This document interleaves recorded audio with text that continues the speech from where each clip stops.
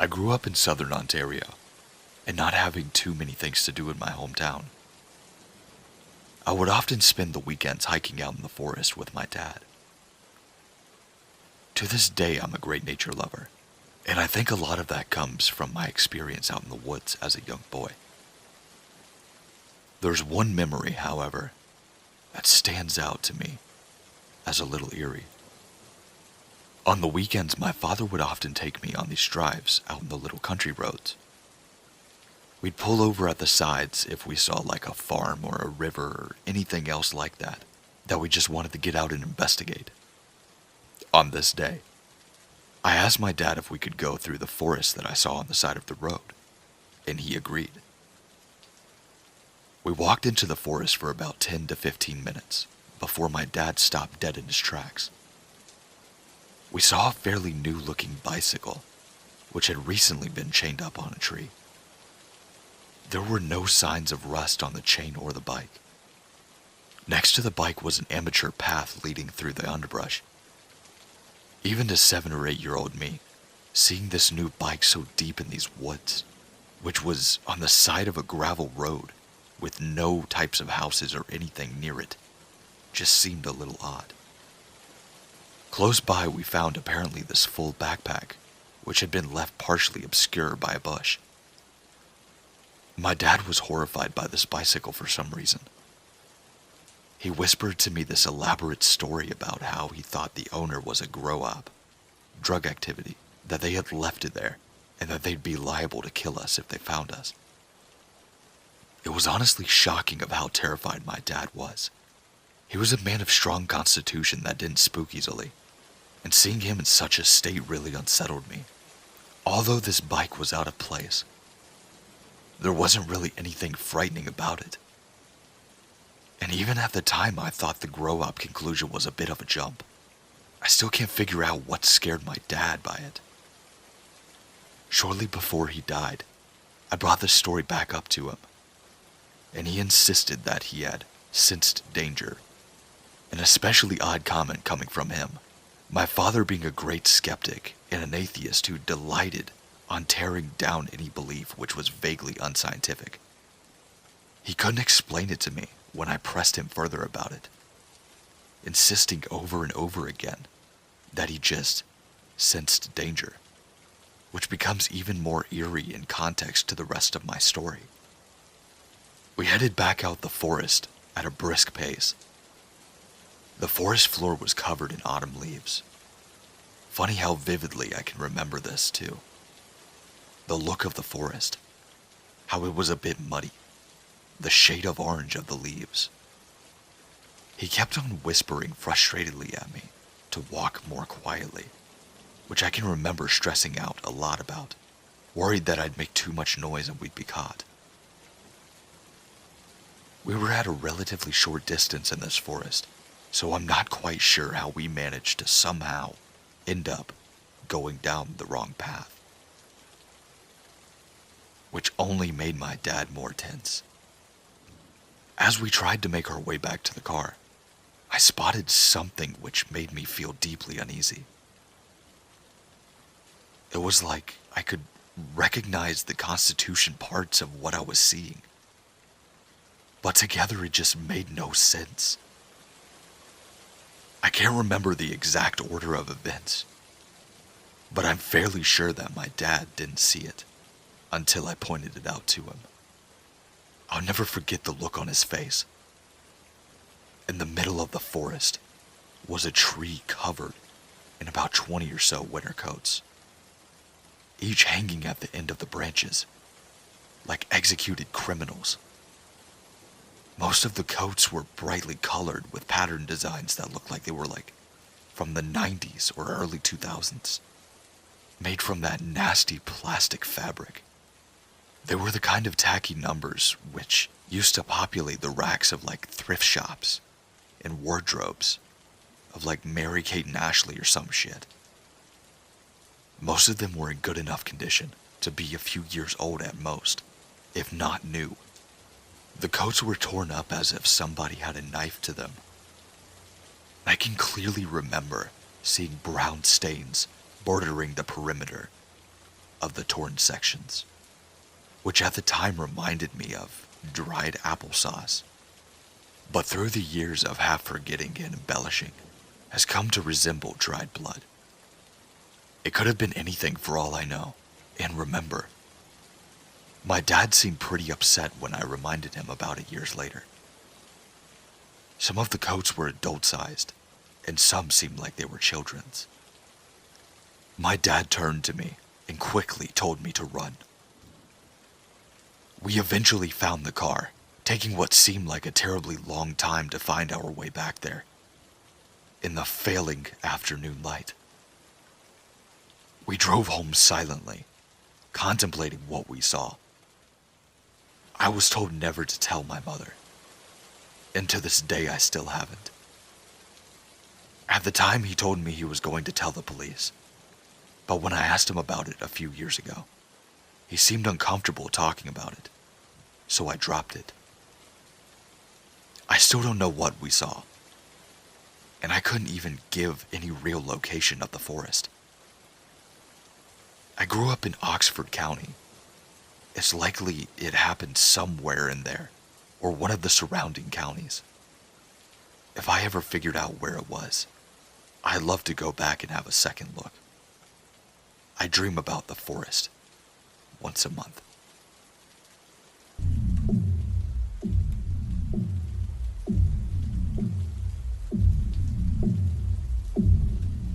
At the time I was 10, I lived in a small coastal town in Newfoundland that was littered with large forests. Almost every house had acres and acres of forestry behind it, which in itself was very beautiful. As I now am 21, I live in a bustling city in Alberta. I do find myself missing the settings from my old backyard every once in a while, but it's usually accompanied by this unsettling memory of what I am about to recount. By the time I was in grade 4, I was already trusted to be home by myself, as my mother went out to visit my grandmother and aunt, who lived a few minutes down the road from us. I was happy to have such a privilege. I was an only child and my father worked in another province months at a time. So I was very lucky to have this opportunity. It usually meant late night movies and video gaming, and on the odd night, exploring the forests. This night, I was exploring the woods. I usually never went too far in. Usually up to the large rock formation I like to climb and look up and out through the trees in all directions. The house was always in sight, so I never felt scared or frightened by being there. It felt like my own little private place that I could just enjoy by myself. So as I was scaling the rocks to sit in my usual spot, I suddenly started hearing a sound from further in. A sound that wasn't natural at all. It was crying, faint crying. It sounded like a child, maybe even an infant, crying relentlessly. I was more puzzled than scared, since crying was the last thing I would expect to hear in the forest. I must have listened for a good few minutes, convinced my ears were playing tricks on me. But it was in fact crying. In my mind, I imagined it was a young girl that somehow wandered too far into the forest and needed help. I considered going back to my house and calling my mother for help, but then I worried that the girl would have wandered further and beyond the earshot. I decided to try to locate the sound myself. I made my way hastily through these trees and branches, trying to figure out the exact direction that the crying was in. It definitely wasn't as easy as I thought, and it was a matter of trial and error to even make sure that I was going in the right direction. One thing I never realized as I was doing all of this was how consistent this crying was. No pauses, no words of any kind. just non-stop sobbing and wailing that had no end. What I did notice was that the closer I got to the sound, the more metallic it sounded to me. I eventually reached this small clearing and had only a few small trees and bushes and nothing else. I had never gone this far in before, so this was the first time I had ever seen it. When I made my way in, it didn't take long for me to find the source of the sound. A gray tape recorder, one of the biggest I had ever seen, was peeking out of one of the bushes, and the crying was coming from the speakers of it. This was really disturbing to me, as I had went all this way expecting to find a real person, but it was only a tape recorder. As I was about to shut it off, I heard another sound coming from just outside of the clearing on the opposite side. It sounded like steady steps, advancing in my direction. It only took seeing a tall, shadowy figure coming my way to send me running. Fortunately, by some miracle, I recognized my way back by identifying the rocks and trees that I always identified as a landmark. Looking back, this probably saved my life. I never looked back, and I didn't try to listen to see if there was anybody following me. I just kept telling myself to make it home and nothing else. I had to get home. Once I saw the large rock formation, it didn't take me long to know the rest of my way without needing to survey my surroundings. I was out of the forest in record time and immediately ran into my house, locking the door, shutting off all the lights as I went to my room. I didn't want this person to know where I lived, or I would really be done for. After shutting the curtains of my window, I peeked out of them discreetly, as I could see if anybody was possibly out there, if they had somehow managed to track me and keep up with me. I didn't see anyone, but I stayed by the window for a good hour, waiting for something to emerge from the forest shadows. But nothing ever did. After that, I went straight to bed. I never did tell my mom about what happened that night. And I also never was able to go back into the forest again.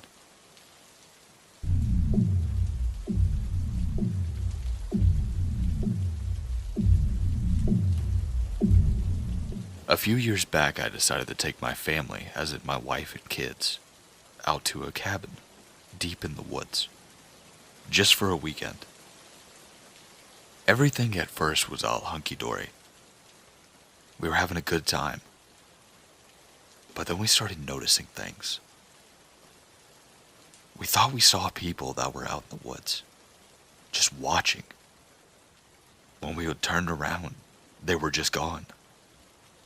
The first day and night all went perfectly fine. I got a good night's sleep and we got up early in the morning. We went out, went for a hike, did a lot of different things together. But that night, something crazy happened. My wife was shaking me quietly. I looked around the cabin. The girls must have gone to bed. The fire had burned down to embers. My glass of scotch was still in my hand because I fell asleep on the couch. Something is tapping on the porch, honey. Then I heard it too. I grabbed my axe and lit my lantern, and I opened the door, expecting like a raccoon or a skunk or something. But instead I found this boy. He had to be at least 10 years old. He just stared at me petrified for a moment, then bolted down the path through the woods. I gave chase for just a few meters, but he was losing me. I heard him tumble to the ground, and I leaped on top of him in rage. "Why were you knocking on my porch?" I screamed at him. What he responded with gives me chills to this day. "My uncle told me to," he stammered. I was no longer angry, but just confused. But why? I asked him. To get you out of your cabin. I immediately ran back and left him where he was, grabbed my children and my wife, and we immediately hopped in the truck and left. We came back the next day just to grab our luggage, and we came with the police. What we found horrifies us. Everything was gone. The glass was broken out of the window, and there was something carved on the side of the house. See you next time. It's safe to say that we never went back. And my God, I'm glad that I was able to get out of there and get my children and my wife back to safety. I don't know if I could have lived with what I was ready to do. But thank God it didn't come to that.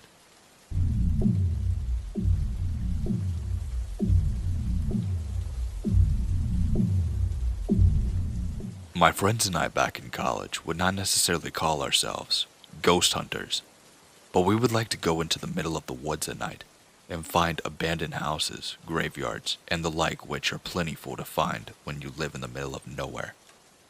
A common place for us to go was this park that was very far into the woods and had an old covered bridge that was supposedly haunted.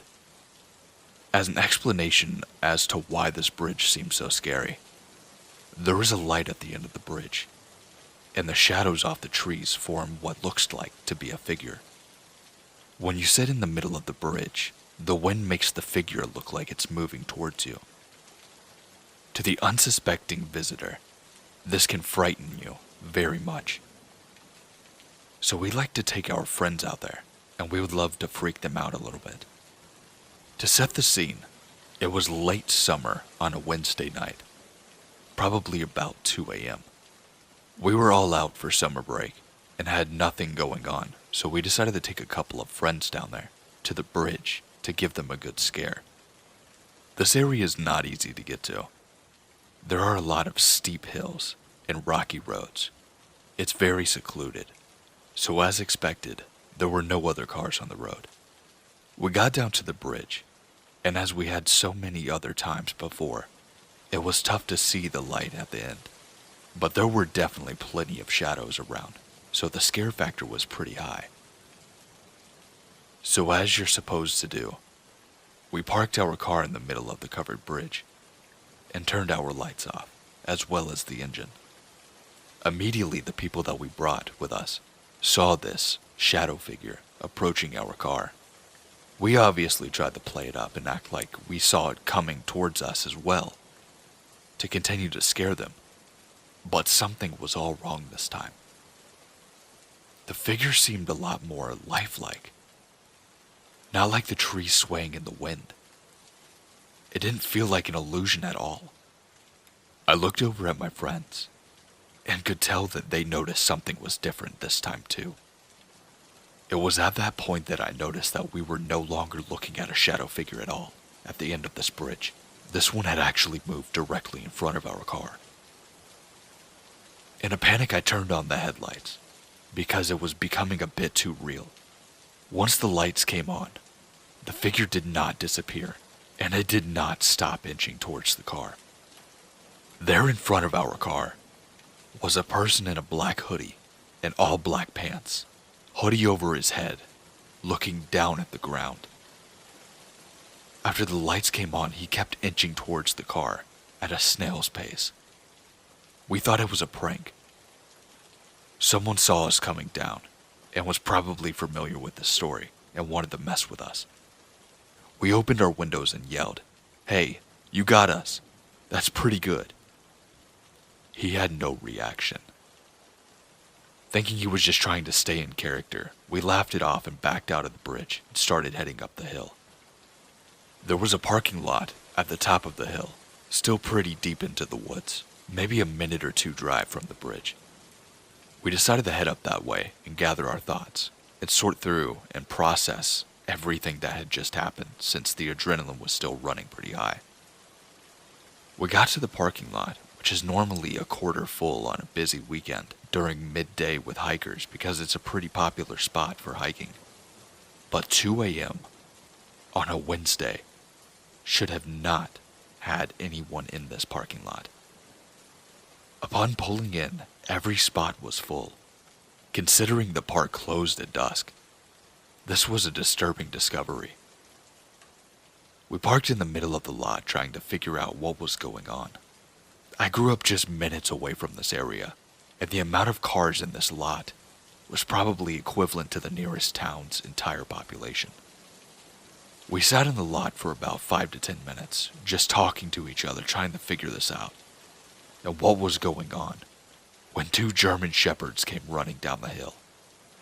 They stopped at our car briefly, and then continued running off into the woods. The girl that we had brought with us had a look of horror on her face and told us that we needed to leave now. Confused and still a bit concerned, I agreed, and we left the area quickly. She put everything together. She said that cult activity in the area around us was very high, that there were reports of people doing satanic worshipping. German shepherds just so happened to be commonly used for animal sacrifices. I do not know where she got this information, but all I know is that it's been about 5 years now, and I never saw her again, and I never went back to that bridge at night again. Does anybody have an explanation for this? Can she possibly be right? If so, where has she been at this entire time?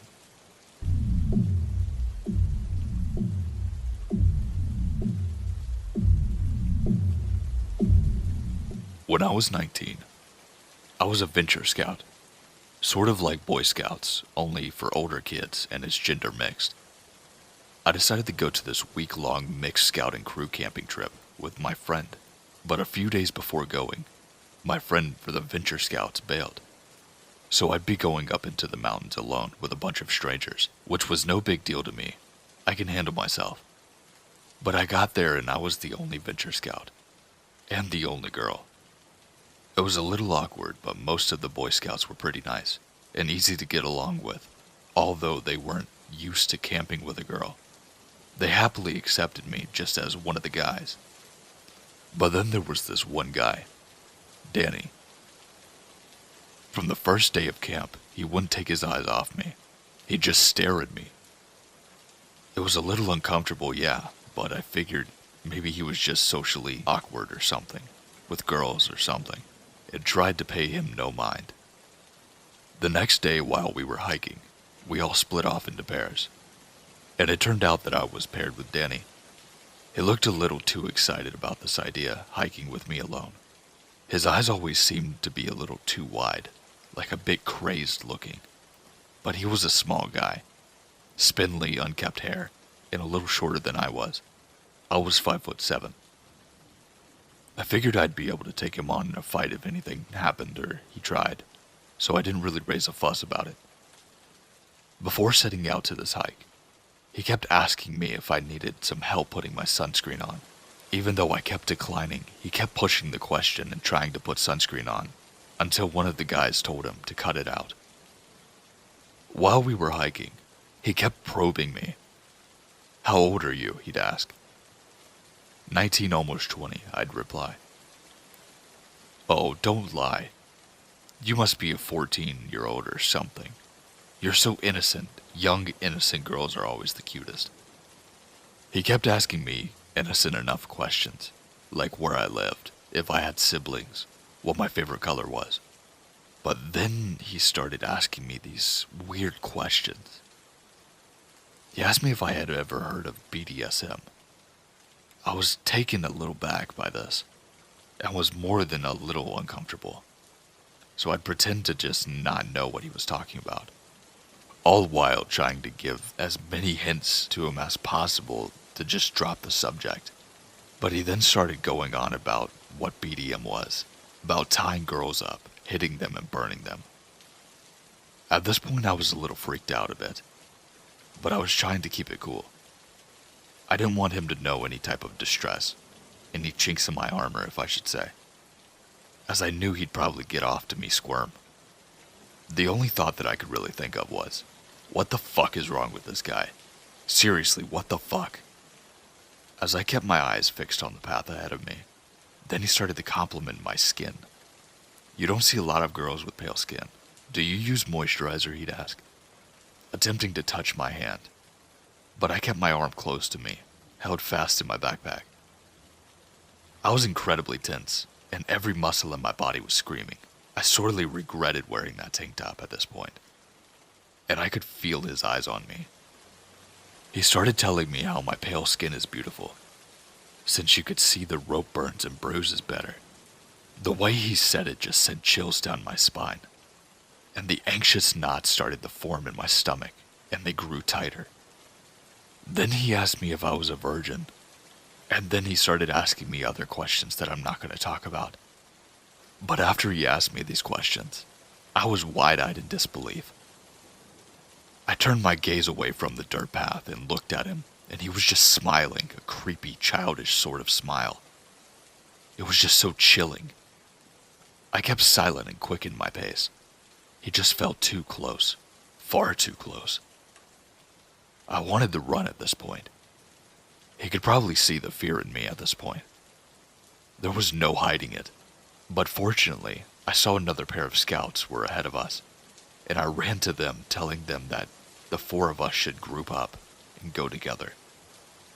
At first they declined, saying that we're supposed to stay in groups of two.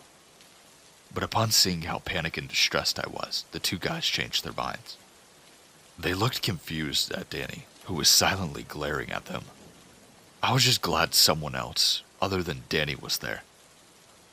The four of us went up to the mountain, and I tried to keep close to these other two boys, and as far away from Danny as possible. Upon reaching the end of the trail, and regrouping with the others, the two Boy Scouts offered to switch partners to descend the mountain path. Danny looked downright upset, angry even. He was looking at me as if he was betrayed, but I didn't care if it pissed him off or not. I accepted the offer and switched partners, and was able to get back to the campsite relatively peacefully. On the way down, the Boy Scout I was with asked me if Danny was bothering me or something, but I lied and said he wasn't bothering me too much. After all, I was 19. I thought it would be pathetic to get distressed by someone that's a 15-year-old weirdo.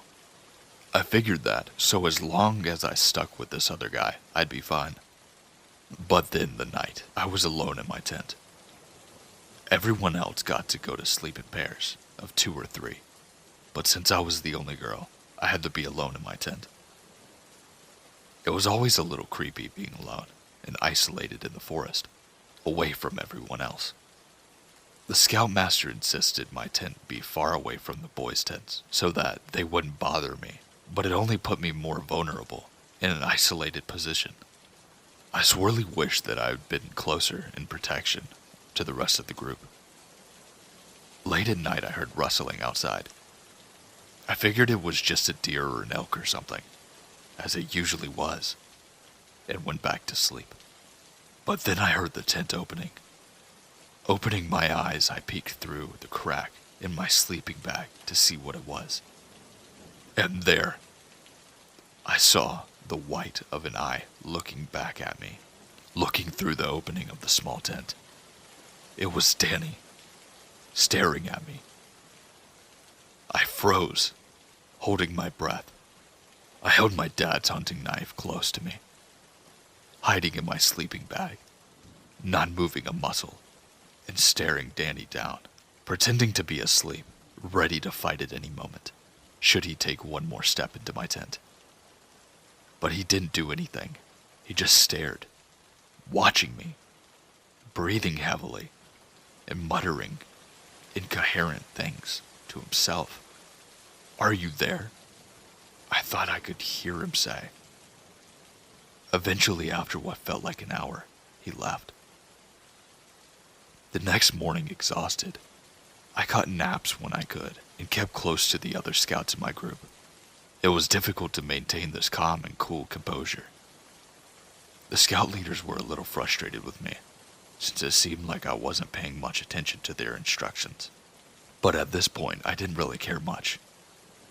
I was always on some level of alert, as Danny would sometimes creep up behind me and caress my neck, or play with and try to smell my hair. And every night Danny was there, watching. One night, he went digging through my backpack, looking for something. But unfortunately for him, I always kept my clothes and my personals tucked away in my sleeping bag with me. He left with nothing. I grew up in a rough situation and circumstances, so I always felt like I could only rely on myself. Asking for help was never an option as a kid. Asking for help meant you were weak. So it hardly even occurred to me. I was prepared to tough it out for the rest of the week.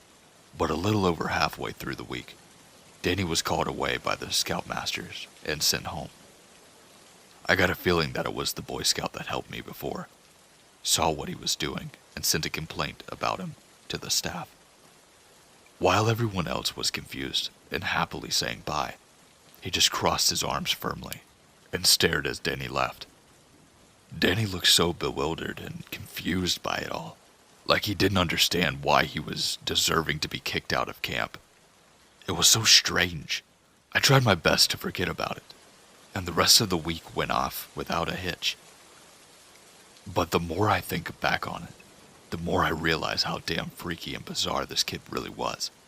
I fear he may end up being some kind of serial, or something when he grows up. But all that I know for certain is that it was very disturbing.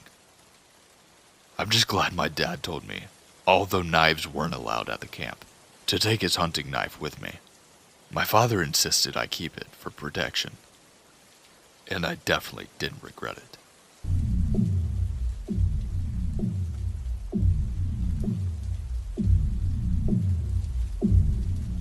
I'm gonna post my story here because it was true and it was from my childhood. When I was a kid, my family and I had planned a trip to New York. We were going to take a train all the way to New York from Oklahoma. At the time, the nearest train station that had the route that we needed was in Kansas, so we had to drive there first. We left our house in the early morning with plenty of time to make our train, which left at like 9 or 10 that night. After driving all day, we made it to Kansas, but somehow got completely and hopelessly lost looking for this train station. For hours we drove on this empty country road that seemed endless. This was the 90s, and well before the average person had a cell phone, so we couldn't call for help or use a GPS or access the internet. All that we had was this useless paper map. When I say these roads are empty, I mean there was nothing. No gas stations, no houses, no stores. Absolutely endless flat grassland, as far as the eye could see. And it was the creepy and the children of the corn type of way. It was night and now pitch black due to the lack of street lamps, other cars, or buildings. The whole area seemed completely dead and abandoned. With about 20 minutes to spare before our train left, we stumbled across an old building with payphones outside. The building was run down and looked like it had been abandoned but may have been a gas station at one point. My mom got out of the car to call the police for help. By now all of us kids were crying and freaking out, afraid that we would miss this train. We had never been on a train before, and we had been very excited for this trip for months. My dad was in a horrible mood because we had driven all day long to make up the time, and we should have arrived at this train station like hours ago, with time to eat dinner and all of that. Now we only had minutes to get help and to find this train station. It seemed absolutely hopeless that we would just make it there on time. It would take the police forever to get to us, in the middle of nowhere. That's when things got weird. My mom hung up the phone and came back to our car. And the second she got in and closed the door, I looked left where the road was, and I saw a cop car slowly driving up and then turning into the parking lot. My stomach flipped. There was no possible way the police on the phone could have sent somebody in the time it was that it took my mom to hang up that phone and walk a few feet back to our car. We hadn't even had time to ask what she had said. Even if the cop would have been right there, in the area, it still would have been 30 seconds to a minute, at the very quickest, for him to get that call on his radio. Imagine. She clicked the phone back onto the stand, turned, and walked about 8 feet, got in and closed the door. And now there was just this car pulling up. "There's a cop," I exclaimed, flabbergasted. "They can't possibly be here for us," my dad mumbled, cranking down the window. "There is no way," my mom started to say. But she stopped because we all saw the cop get out of his car and walk over to ours. "I really hope he doesn't give us a ticket for being parked here," my sister said. The rest of us just sat there wide-eyed, wondering what the hell was happening. The officer looked like Ken from Ken and Barbie. He had a very nice, kind face, laughing eyes, and he seemed to be in a very great mood. Before any of us could say anything out of our mouths or explain our situation, he started telling us about our situation. He knew that we had called, that we were lost and looking for the train station. None of us dared to ask how we had gotten there so fast. There seemed to be some kind of aura of mystery surrounding this whole visit that just rendered us speechless. The officer told us to follow him, and also that if we had done the speed limit, we wouldn't make it in time. I remember that distinctly, because it was not something a cop would normally say. The way he spoke, so jovial and friendly, and it was almost like he knew us personally. We followed his car out of this deserted parking lot, and within seconds we were at the train station. It seemed to have appeared out of like a darkness, like a mirage. There had not been any signs pointing to it, and there was nothing else around. We made the train and had about 10 minutes to spare waiting for it.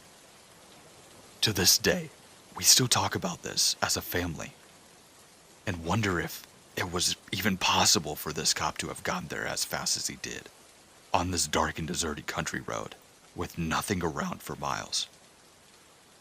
My mom thinks that the cop was an angel, and I don't know what to think. It was one of the weirdest things I ever experienced. To this day, I can't explain what happened, or who that cop was, or how we got to the train station that night.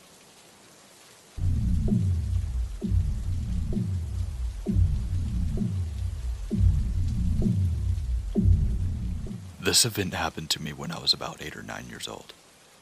I'm going to start off by explaining about this little shop in our town, because this is connected to what happened. In our medium-sized town, we had this small bookshop that we went to frequently. We were homeschooled, and they had a bunch of curriculum books that my mom would buy for our lessons. They also had other books, school supplies, and CDs and movies to buy. One day I saw these necklaces behind the register. They were cheap but cute little necklaces with charms on them and such. I wanted one and asked my mom if I could get it. She said no. It wasn't a big deal and I quickly forgot about it. Now that you have the context, I'll get into the story. This was mid-1990s if I had to remember correctly.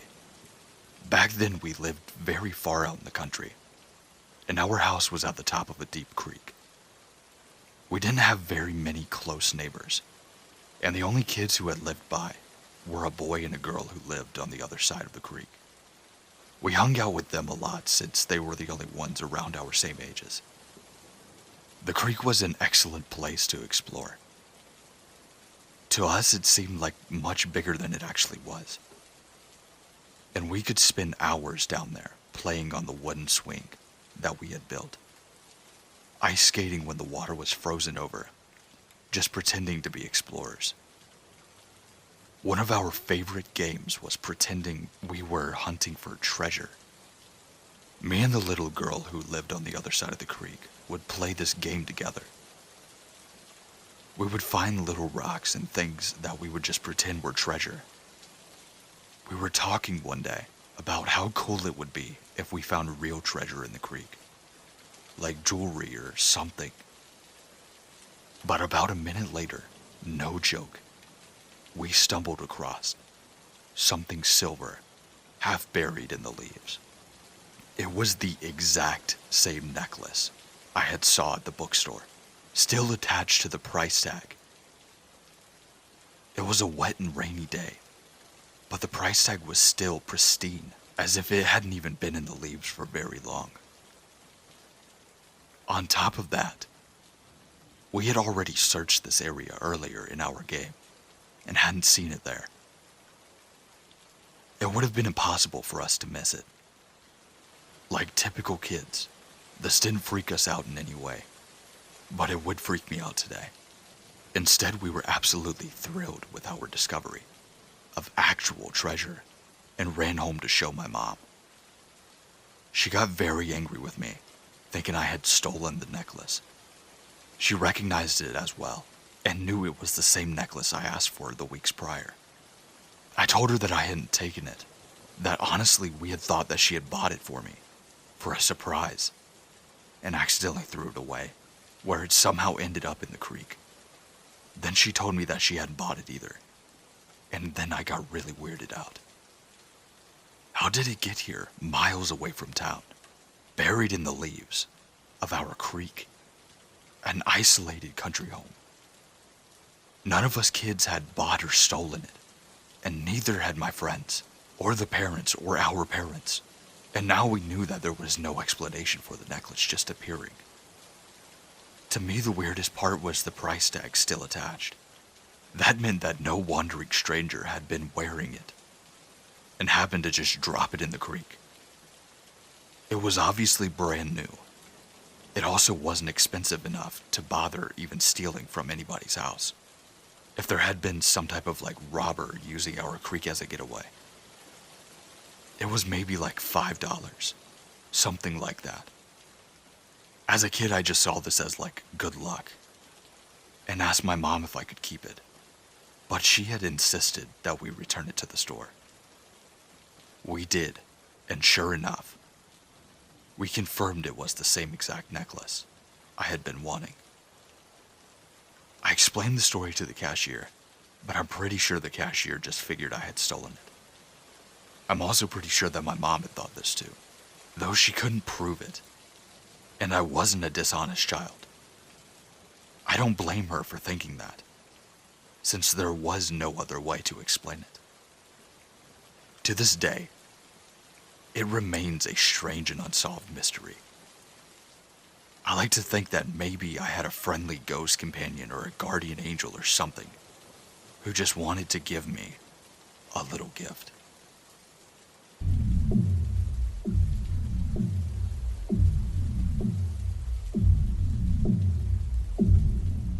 In the very beginning of the 20th century, there were 9 robberies by a 2-man team in 5 countries in one day.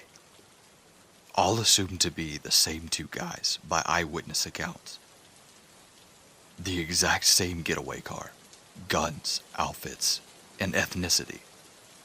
The guys were caught, and this was an open and shut case, except for the fact that the robbers claimed they had only robbed 4 places that day, which seemed odd.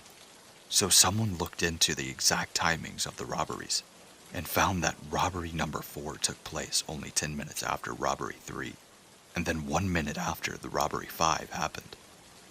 So they go back and interview the robbers about the discrepancy, and both robbers tell the same story, that they only had robbed 4 places.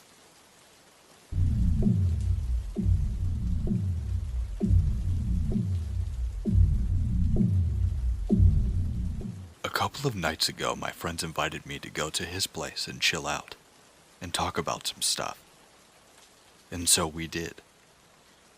As the evening gets more boring, we decide to make some food, and meanwhile look up random stuff on Google. In my head, I realized that we had done this before, and the last time I went to his house, but that time was with his girlfriend there, and we were laughing our asses off. So he went on to search up the same exact thing from that night before, and clicked on the same exact link as before. At first I just laughed because it was funny how he went back to the exact same things, but then I had noticed that he said the same exact thing before. Dude, he looks like a horse, what the fuck is this? I suddenly couldn't stop laughing, like the last time.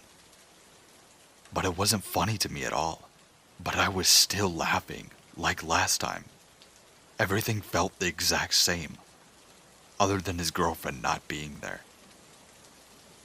I fought and tried to tell him that we've done this before, but it was like he didn't even hear me. He went on to just ignore me. That goes on for almost 15 more minutes, and it was like hell for me.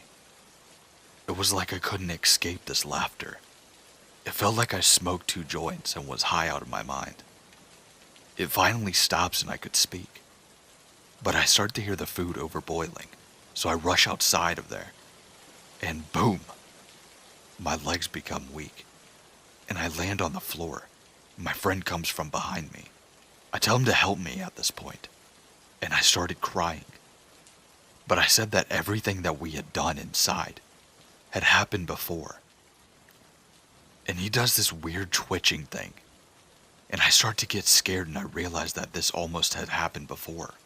So I used this as an advantage, and I waited for him to talk again. He then laughs it off and opens his mouth and says something, but I knew exactly what he was going to say, word for word, and I predicted it. His face and his skin color literally turned white, and he has this weird poker face, and he just looks at me. I then tell him, "See, what did I tell you, dude? I'm reliving this moment. I'm not joking, man. I tried to say it to you inside, but I couldn't talk." For the rest of the night, he just goes on to this weird fucking zombie mode and tells me that we shouldn't even talk about it. As we walk back into his room, suddenly I see his girlfriend in the kitchen. I basically shit myself and told him that I need to go back home. So I went back and decided to write about it on Reddit, as I knew this was some kind of glitch or matrix thing, or maybe just the Mandela effect or something. But for some odd reason, my contract ended with my internet company 1 month sooner than it was supposed to. And I couldn't write it until today. This all happened on the 23rd. To be more exact, it felt like I was living in 2 different timelines at the same time, with only a bit of delay on each end until the end, where I was able to guess and predict what he was going to say. And then it was like it all got cut off. So I went to my friend's house, and I took a look at his laptop, and I found the stuff that we had looked up, and I didn't know how to see if we had done the same thing before. So I just looked up about a month ago in his Google history, and well, I found nothing other than the original stuff. So I just asked him about it, how his girlfriend was there, and yet again, he just looks at me and says that she was never there. I honestly don't know what the fuck to really think about this. Does anyone have any idea? Does anyone know how to see if they were searching the same thing before? Because I don't remember the text being purple that night when we clicked on the stuff we were searching. If somebody could tell me, I would love to know.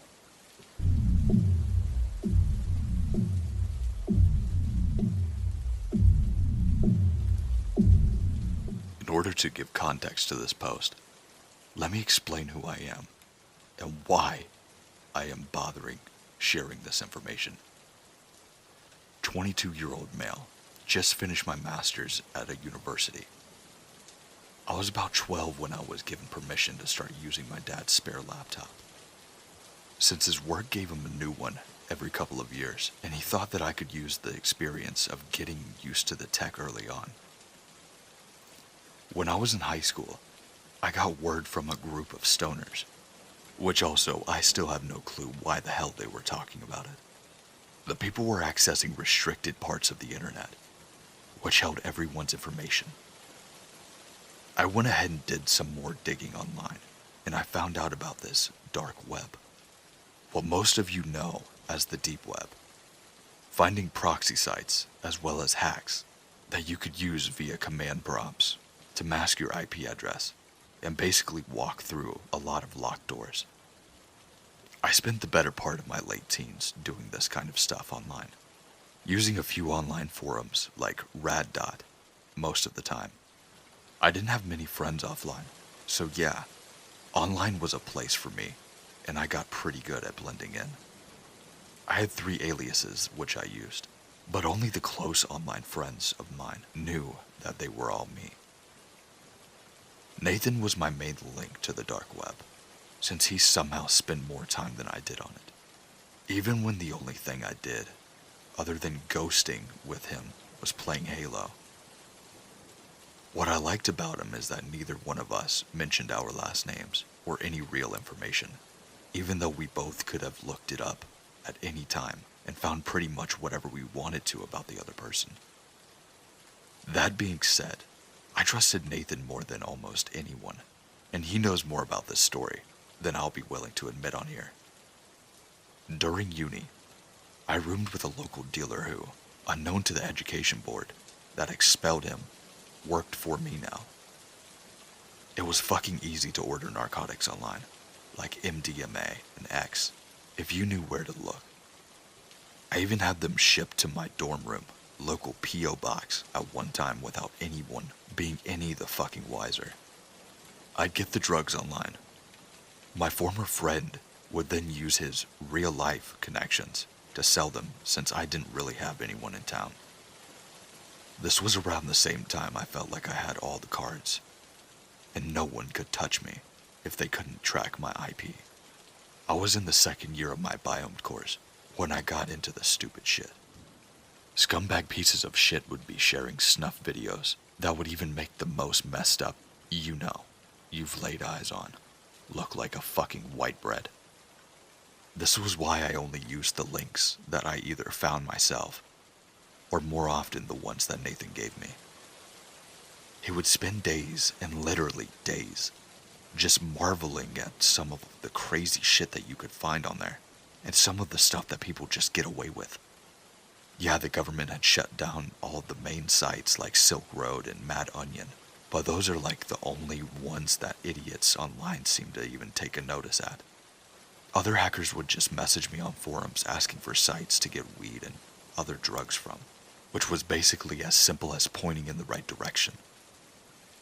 The university claimed to monitor internet traffic to stop people from doing freaky stuff online after they heard people were hacking students' accounts and ruining online schedules. But I guarantee you that they did absolutely nothing to people who would actually do stuff. This is just a side note. I'm not confessing to having done these acts. I just know exactly which individuals did. By third year, I had made enough money to have a long screen setup of my own, which made decrypting site details a lot quicker for me, since I could actually read 200 bars or greater without having to scroll through a tab. And I actually had gotten pretty good at it too. I had been delving around messed up sites. And to be honest, I'd even talked in some of the chat rooms to some of these admins in charge. You'd be surprised how normal some of these sites' owners would seem if you didn't know he also had a day job. I got more curious though. Very stupid of me. After nearly 10 years of seamlessly making my way around this dark web, the deep web is more of a plebe term. You're talking with more experienced users, even today. I joined Nathan as well as a few others in this chat room, just messing around sharing some screwed up sites. This might sound weird, but for me, it's pretty much an everyday thing. Nathan and another friend were talking about some site that no one had managed to get past the encryption to, apart from one other person who's even more of a no-life than me.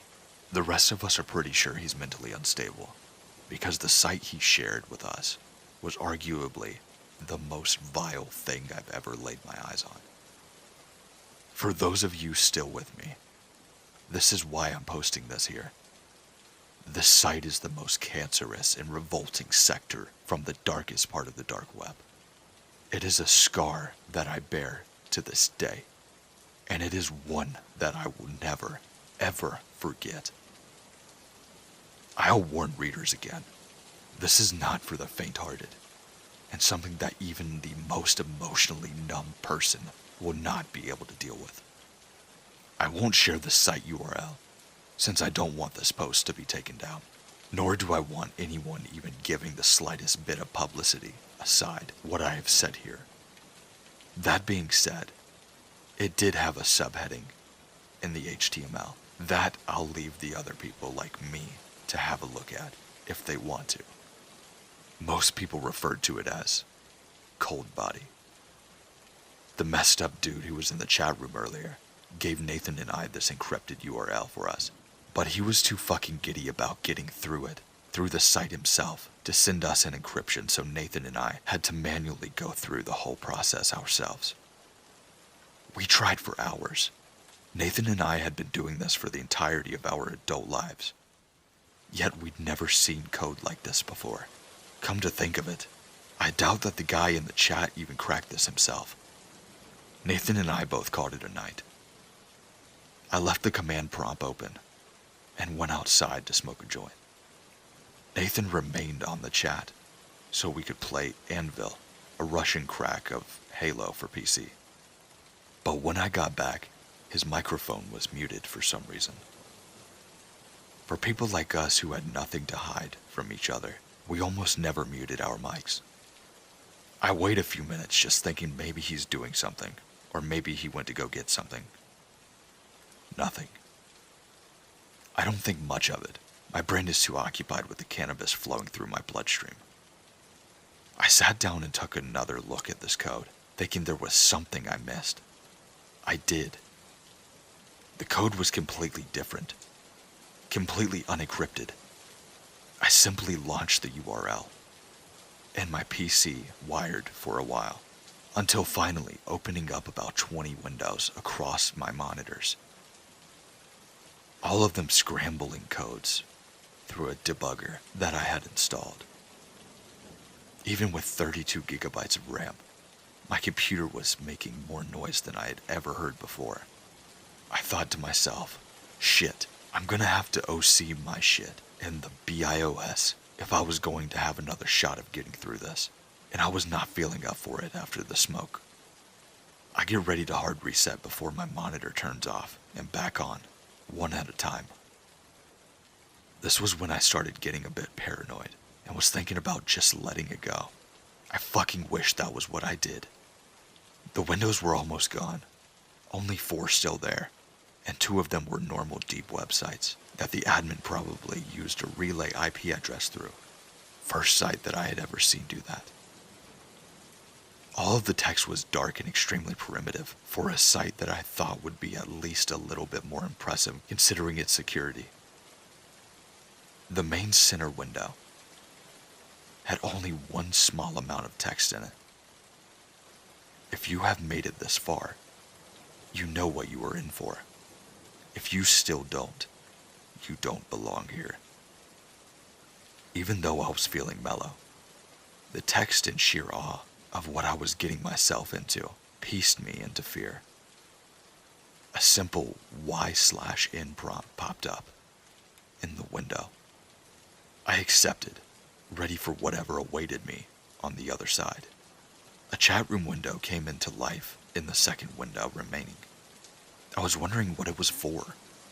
Perhaps another IP relay, or a shadow app that hid the true nature of the site behind it. It simply stated, insert name, as a small optional password that I'm still not sure what it was for. The fact that people have accounts on this site, looking back on it, is very, very fucked up. I used my most recent alias, Diablo__. The The pounds are censored for obvious reasons. A couple more scrolls of red text flew up on the window. Then it opened up into an actual short chat room, like you'd see on Omegle, except with no ads or color or anything besides dark red text. The chat was a bit more advanced than the first window, which was now frozen and wasn't responding to any console commands I was using on it. I have to say, the feeling of finding this site in the first place felt pretty awesome. I couldn't wait to tell Nathan. That was until the chat window popped up with names. One that I recognized was his, using one of the aliases as well. I'd say about 36 people were in this chat room. No names that I can remember, and even if I did, I wouldn't dare reveal them. Not after this. I tried calling Nathan on my phone, but he obviously wasn't picking up. We were so fucked. It was so stupid for us to delve this deep without even knowing what was ahead of us. Users definitely had met before, as they immediately started posting messages to the window as me and Nathan remained silent, as they were casually talking about stuff. I was starting to calm down a little bit. Maybe this was just a stupid, exclusive cult website that talked about organizing deals or other dumb shit that I found in the past. It all seemed so normal. So why the obscurity? The first window, still blank and unresponsive, suddenly began loading up this video file or some sort. A snuff video, perhaps? It would make sense to hide this one, but not to this extent. And the chat room didn't make much sense. I wish this stuff had been going on through my head at the time, if I wasn't being stupid enough to get stoned right beforehand and going through with this. I felt tempted to ask the other users what the video was about, but I was afraid that it might give away that I was somebody who shouldn't be here. Nathan hadn't said anything either, and I wasn't going to risk anything. I got the guts to finally ask, "What are we all here for then?" Trying to sound as eccentric and dim-witted as I could. I didn't get a response from them. As a matter of fact, no one said another word. Nathan stayed quiet, but I assumed that he noticed me in the chat as well now since I posted. The video had stopped loading and began playing. Some more messages from the other users sharing their anticipations as the footage of a dark gray basement somewhere took shape on the screen. The resolution to the video was pretty awful at first, but rendered pretty well after about 30 seconds. I was scared shitless. Nobody else was in my house, and I shared it with roommates. Most had left for the summer vacation, and I didn't head home for another 2 weeks. I was alone in the dark with little to nothing but ambient sounds, or whatever was happening on that camera in that video. It stays like this for about 4 or 5 minutes. I spent every second staring at that screen, waiting for something to happen. Finally, a dude steps out onto the screen, holding up a whiteboard with foreign letters on it, as well as the word "cold body" underneath. The guy was honestly ominous to look at. Pretty overweight, and what only could be described as a motorbike's beard. The man spoke. I had no idea what he was saying at first. He was speaking in Chinese, I think, but I don't know. Luckily for Nathan and I, the man had another person beside him who spoke some broken English. "Hello, users. Welcome, Cold Body Show," I think he said. I was honestly more interested than scared at this point. This video looked like it could be something worth showing the others. That thought never crossed my mind again. The man with the broken English bursts into tears and sobs out of nowhere. He sobs in front of the camera and jerks around in what I can only guess as desperation. The man holding the sign yells at the guy in Chinese before another man enters the frame and puts a gun to his head. Before I could even realize that it was a gun, the man fired. He didn't stop there. Pressing the barrel of the gun against the dead man's temple, he fired again and again, each shot spraying blood and what I guess were pieces of the man's skull all over the place. Okay, so a shock video. Not much out of the ordinary here. That was when I started to see the chat window again. The users were talking about what they should do next.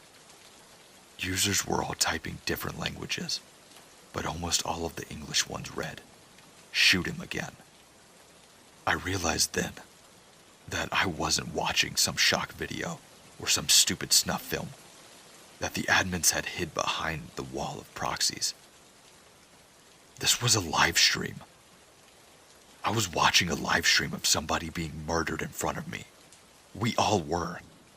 I type into the chat, "You sick fucks," and "What the fuck are you guys doing?"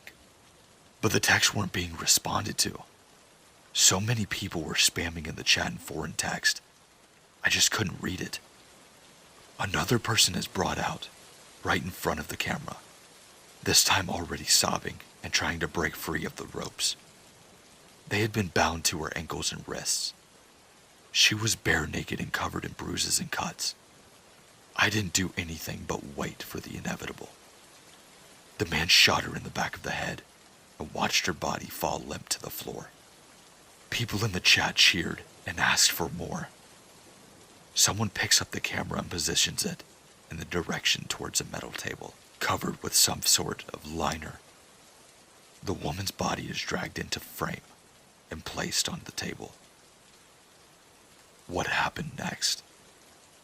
I don't think the world should even know. I'm not kidding. This is your final warning. Be prepared for this.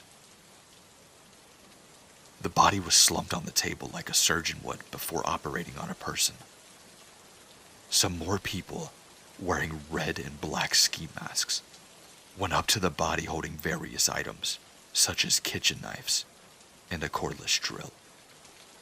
I couldn't watch without physically feeling sick to my stomach. The men mutilated that body, pulled her apart from limb to limb. I could see everything. I almost immediately retched, and I almost vomited all over my keyboard. But I gained control back to myself before that happens. My heart was beating like crazy. The whole situation was so fucked, and I was way over my head. By the time the men were finished, there was literally nothing left but a stump. Not that you could even tell that it was a human anymore. Her head was literally torn off of her neck and stuffed into the body cavity, along with one of her arms. If it weren't for other weird sights I had been on before, I might have not stayed as long as I did. 3 more people were brought on the screen, all of them screaming for their lives and trying to escape. One of them shot in the leg, the other one standing there and shaking in place, trying not to scream. The man holding the sign walks up to the lens and stares into it. I see the black in his eyes. Blood splattered across his face. I breathed faster and I actually had to look away. It was like he was staring right at me. He says something else in a foreign language, probably the same one as before. When he stops speaking, the chat window does the same. Hardly a single other post, just a chat window awaiting some response. About 20 seconds passed of him just staring into the camera after speaking. Nothing happens at first, but then the chat mentions me and Nathan by our usernames. More of them spam our names and posts that take over the scrolling message board. As soon as they mentioned our aliases, I started freaking out. I try to close the black window, but every time I try, the window says that the application is not responding. The live stream just continues. The man staring at me, and the messaging prompting me to say something. One of the few comments in proper English pops up. He's asking us to choose which they're gonna kill first. I freeze for about 5 seconds before unplugging my computer from the wall. I didn't care about anything anymore. I just wanted to leave the site and never come back. I sat there with a blank screen in front of me for a bit before pacing around the kitchen, and I was done with it. I didn't sleep at all. I was too traumatized to even think of resting after what I had seen. At the same time of this happening, I was thinking about reporting the site to the police, but I of all people know that they can't do anything to stop this. To think that more of these sites could exist, that more people are getting gunned down and mutilated for entertainment, it's something that I can't fucking think about. I spent 2 days talking to some close friends about this stuff, though I left out all of the details that I had just seen. I just referred to it as disturbing online. They all know what I do in my free time, so they didn't think much of it since I mentioned snuff films or messed up sites before. They didn't know that Nathan and I had seen. I mustered up the courage to turn on my PC again, and I was fucking relieved to see no sign of any virus. And most of all of the black windows scattered on my desktop were gone. I immediately go to check if Nathan had left me any messages on Raddot. I had several messages from him, with a few files attached to the second. I was hoping to talk this whole ordeal through with him, but the files immediately caught my eye. The attachments were pictures of me, stolen from my Facebook and email. Pictures of my old school, university, and even my friends here. The messages were my address, email online aliases, and even the names of my family members. My IP was posted to the bottom, and I realized how fucked I am. The last picture was of me and my old girlfriend, with her IP address and details pasted on top of the picture. There's no fucking way that they tracked me down. I take a few minutes to pull myself together before writing back. What the fuck happened? Who are you? I didn't get a response, and I still haven't to this day. He has all of my details. He knows everything about me and my family, and I don't even know what else. I still don't know what has happened to him since the live stream. I can only pray that the information that he does have on me doesn't fall into the hands of those murderous, insane motherfuckers who killed and desecrated dozens of people in the darkest part of the internet. I can't let them find me or those who I care about. I will never go back to that part of the internet again, ever. It's not fucking safe for me, or you, or anyone. The police can't find them, but they can find you. Don't try to find this site. Don't try to report the site. They will do to you what they did to me. And if you think they won't find you, then remember that I was fucking invisible. Do you want to take the chance that they don't find someone like you? Don't go onto the deep web. And for fuck's sake, for your humanity, never seek out people who are behind this. They'll find you first.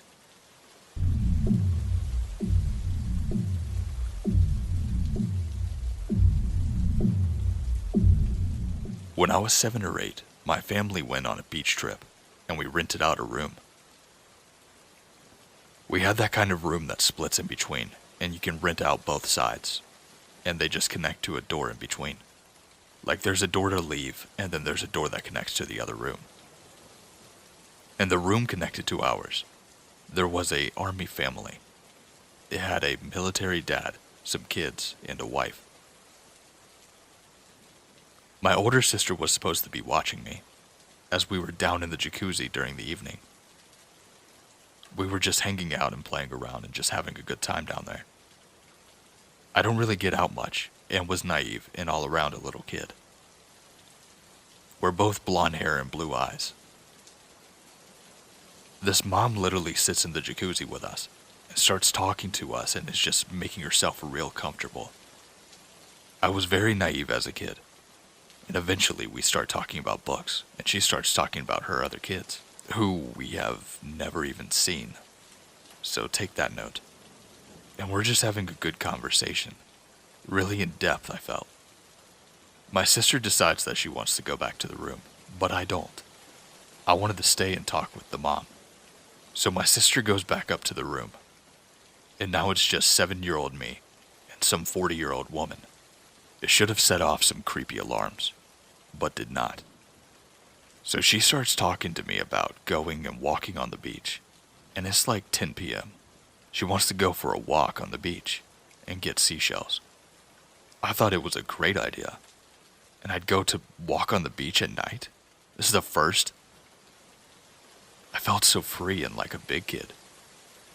I didn't need my sister for anything, apparently. So I run back to the room and tell my grandparents that I'm walking on the beach with Sue, or whatever her name was. I remember my grandmother reading her book, barely listening to what I said. She just shooed me off. It is also important to know that I didn't live with my parents. So I started walking down the creepy motel corridor. Really was dark and dim, because it was a cheap motel on the beach.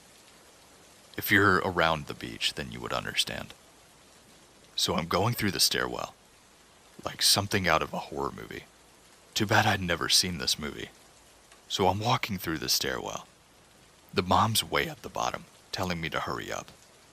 This and that. While walking through the stairs, the army dad comes running hauling ass to where I'm at. He told me, "Your mom is calling you. It's really important. We gotta go." And basically grabbed me by the wrist, softly but not aggressive, and led me back to our room. He knocked on the door and explained what had happened. I never thought much of it at all. About a year ago, it came back to me. This woman was leading me to the beach alone at night, and this army guy got a terrible feeling, so then he intervened. When he said my mom was looking for me, as I don't live with my mom, it set off alarms in my head. That's when I realized something was up. So I didn't resist going back to my family. As a kid, I knew since he was saying my mom wanted me, it was important. I just knew something was up, because I don't live with my mom. I'm now 20 years old, and I truly believe that mom was trying to lure me away, to do God knows what. And this army dude had a bad feeling and saved my life. Thinking back, I get such a bad feeling and thought in my body. I know now that I wouldn't have made it back from that beach trip. Thank you to the army dad. Your gut feeling and watchful eye saved me from something terrible happening. The woman was creepy, and I never saw her kids. And neither did he.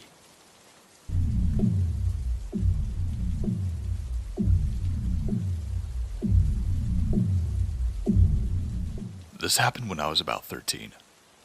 My bedroom window faces the backyard. I woke up at about 11 p.m. to male voices outside of my bedroom window. I couldn't really make out what they were saying though, but they had no reason being back there. I jumped up and ran to my mom's room. She always complained about being a light sleeper and never got full nights of sleep because of it. She was not a light sleeper this night. I could not wake her up, and nothing was working. I left her room and headed for the living room to find a phone. Just as I got to the sliding door of the dining room, the two men were there. I could see their silhouettes through the curtains. This caused me to freeze for a bit. I didn't know what else to do. I gave up on the phone. There was only one thing I could come up with to do. I locked myself in the only windowless room in the house. It was the bathroom. In the morning, I explained to my mom everything. We found footprints under my window. That's when my mom decided that she would bury a board underneath it and put nails sticking out under my window. A few days later, we found one of the boards in the yard. My mom reburied it and removed the footprints. It never happened again, thankfully, but I've still got that weird feeling in the back of my head.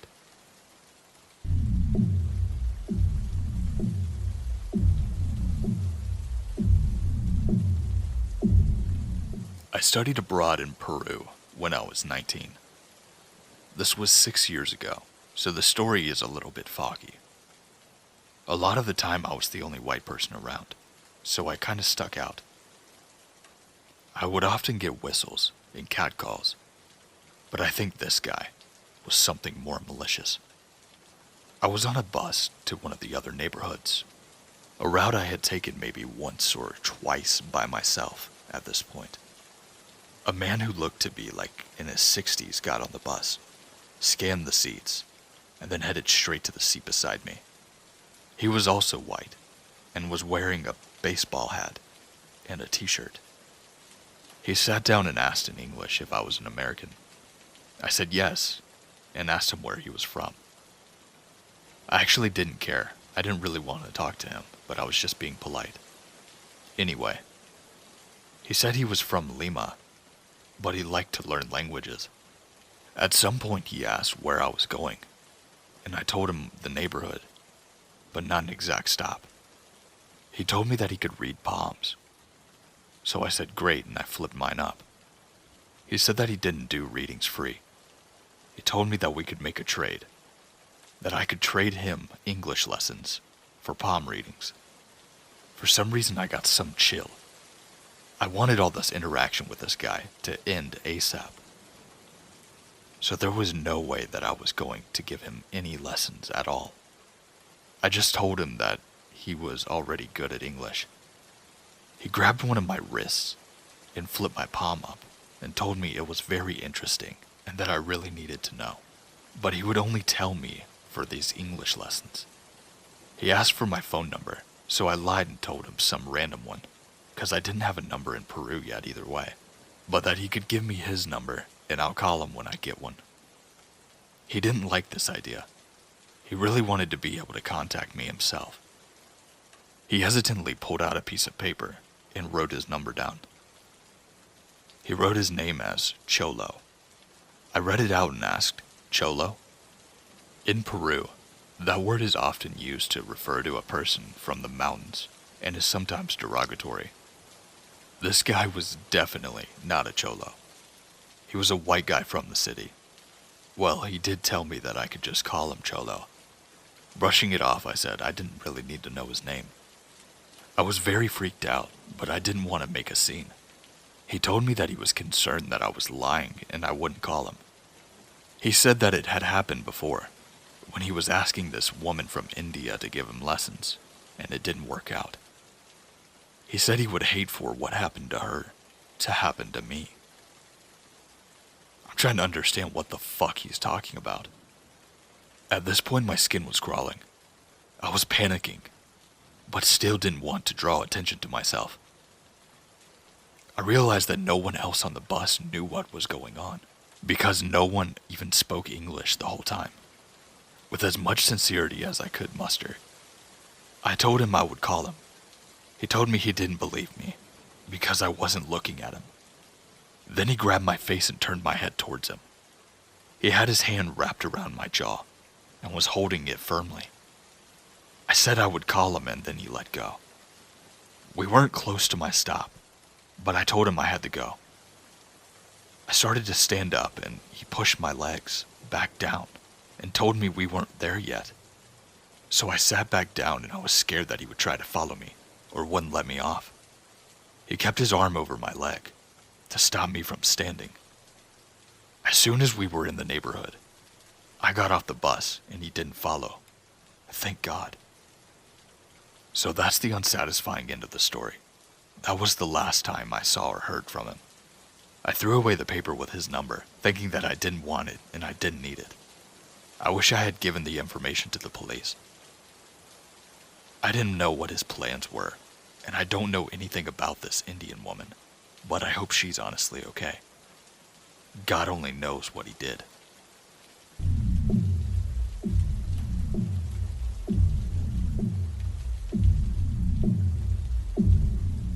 Now, these next two stories are actually by the same person. They started off by saying, I have been stalked in bad ways by guys and girls online and offline. They were all people I unfortunately had encounters with, but I am not sorry they are out of my life nowadays. To start it off, here is one story that lasted from my teens to my late 20s. I met a schoolmate named Sarah when I was in the 11th grade, and she was in the 10th grade. She became best friends with my sister, then best friends with Tiffany. Sarah stalked me away from school, and she was starting to creep me out, all because a boy that she liked had feelings for me. She would be on the phone when Tiffany called, and they eventually called for me, not my sister. She showed up at my house uninvited, though we had never really been friends before. She pretended that she was pregnant and said it to my face, with a boy's baby. Turned out to be the same exact boy, just to get a reach out of me. But I never did because I didn't really like him like that. She followed me at the gas station when my family went there. She followed me at the local mall. She found out which church I attended and followed me there and literally gave me the sneering smiles when I saw her. The stress was very bad for me, and I got very bad stress ailments. I didn't know Tiffany was behind it all until the summer of my senior year. It was a huge heartbreak because I had known her since she was in the 7th grade and best friends with my sister. People told me I needed to cry. I couldn't cry. I found out some info about this boy tangled up in all this. I felt hurt he might have been playing tricks on me. I called him to get answers. He had went along with what I was told over the phone by the mean girls. I hung up and then cried. I was so hurt and in such an emotional pain. The school bullying and stalking lasted many years, never ending. One woman told me that the only way that she could think of to get those people to leave me alone is if I gave them what they want. There were ongoing rumors, quite nasty ones. Some of the rumors were about me liking him. It was recommended that I just pretend to like him so the rumors can go away. I do not like to mess with people's feelings. I have since called the betrayals of Tiffany and this boy the Tiffany Terrors. Doctors over time have tried to get me to think of something else to call it. I am a pretty positive person, and I love flowers, natures, and such. So the doctor suggested I turn Tiffany into a rose when I think of these things, and then I write about it, since I have the tendency to turn pain into beauty, inspiring poems and art. There was a time that I was just so stressed in the 11th grade that I couldn't eat at all. I don't stress eat. I lose the ability to want to eat or drink if I have massively been stressed. I forced myself to eat a bite after 1 week. I ended up throwing up, not intentionally. It kept going on, like I said, till my late 20s.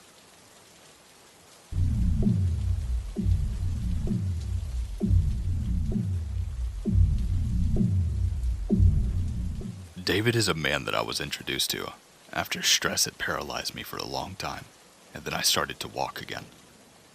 David started stalking me. I ended up hiding in a friend's room, not to be seen by him. I stopped hanging out with that friend to avoid seeing him. One time, I went to the bathroom to use the bathroom. I opened the door to leave afterwards.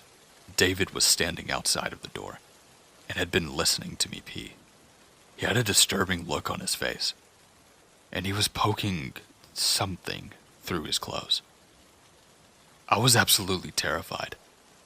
Eventually, word spread around how he was treating me. My friend Robbie told others. One day I was standing around with some friends, and we were chatting collectively. I turned around and I immediately turned back around, facing my friends.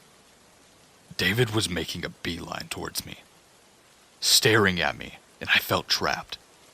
Another woman who was informed about what he was doing and how he was treating me decided to walk with me, put her arm around me, and walked me away from the area, talking reassuring to me.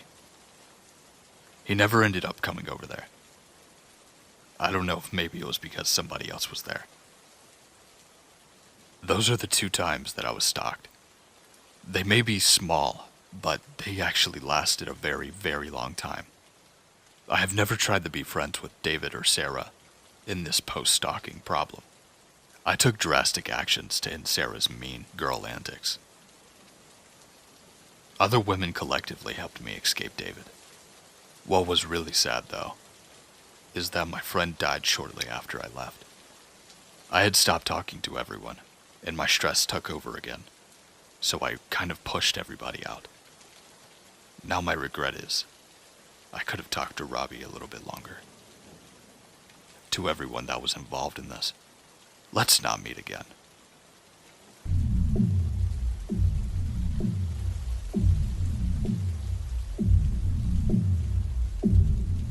The graveyard shift. Everyone hates it, but always has to do it. Tonight it was me. I sat there, feet propped up on the counter, watching empty pumps from the window. No one came through here usually, past about 12 o'clock at night. One of the reasons I liked working the night shift, it was always quiet. All I had to do was basically just sit there and watch over things. How hard could that be, right? Accompanied by endless snacks and free food. I was practically being paid to sit around and do nothing.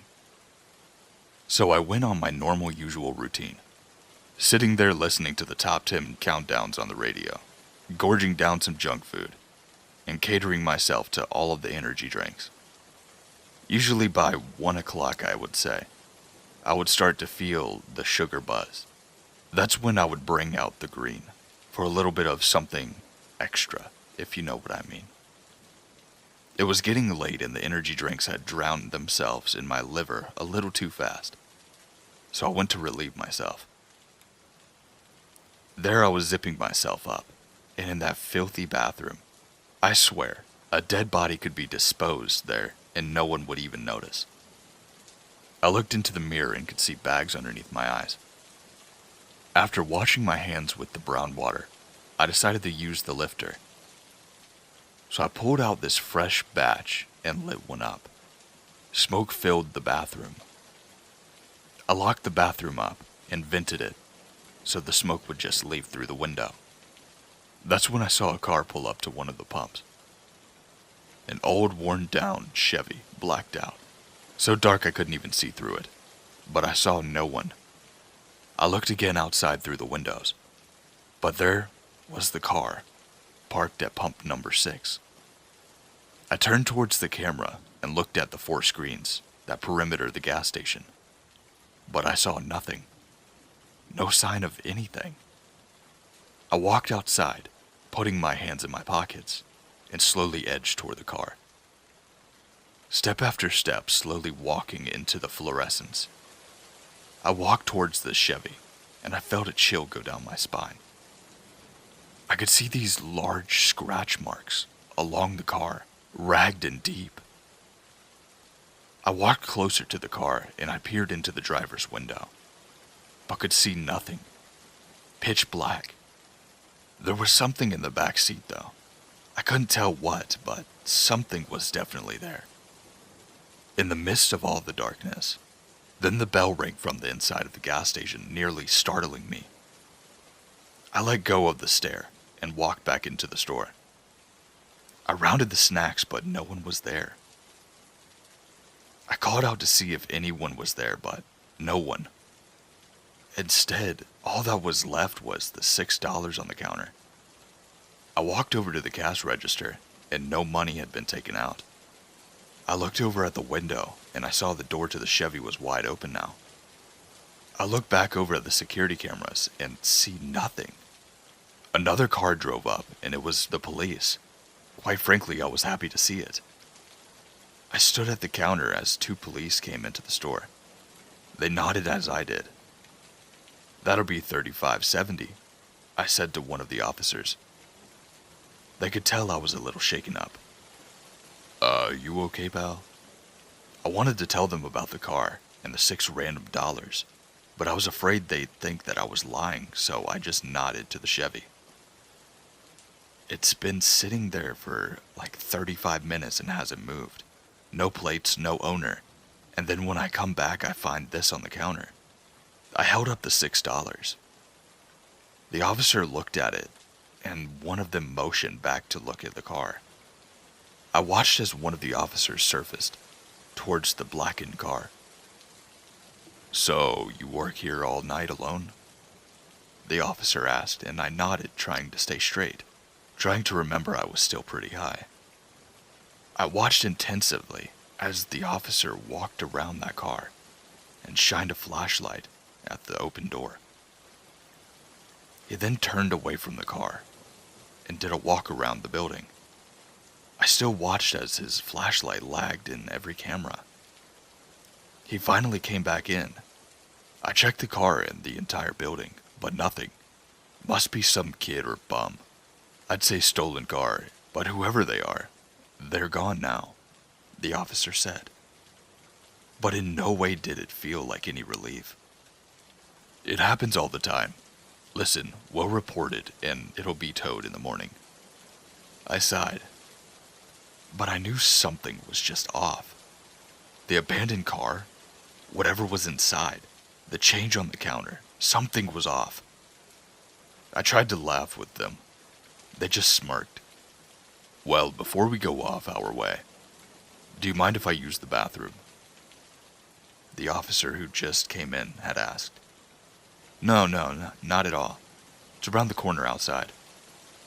I really hoped that room was fully aired out by the time that officer would walk in there. So there I was once again with the same officer that had stayed in there with me.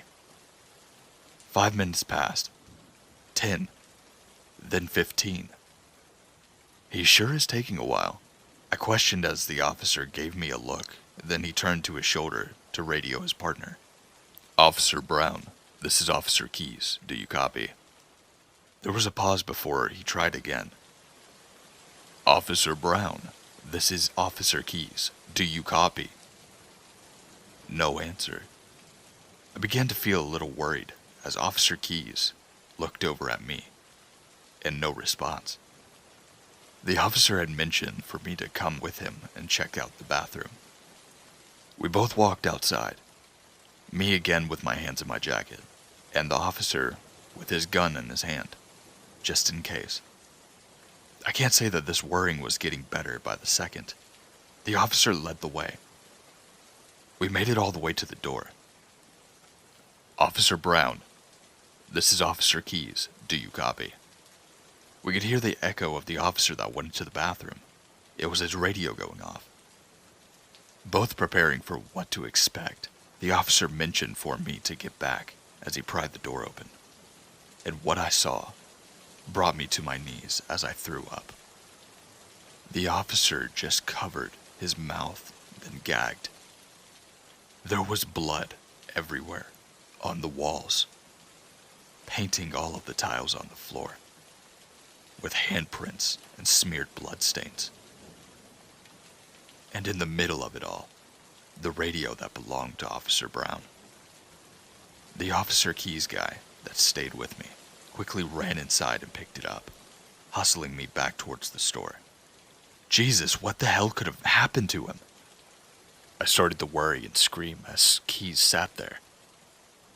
Needless to say, the entire gas station became an investigation, and nobody would tell me what was going on.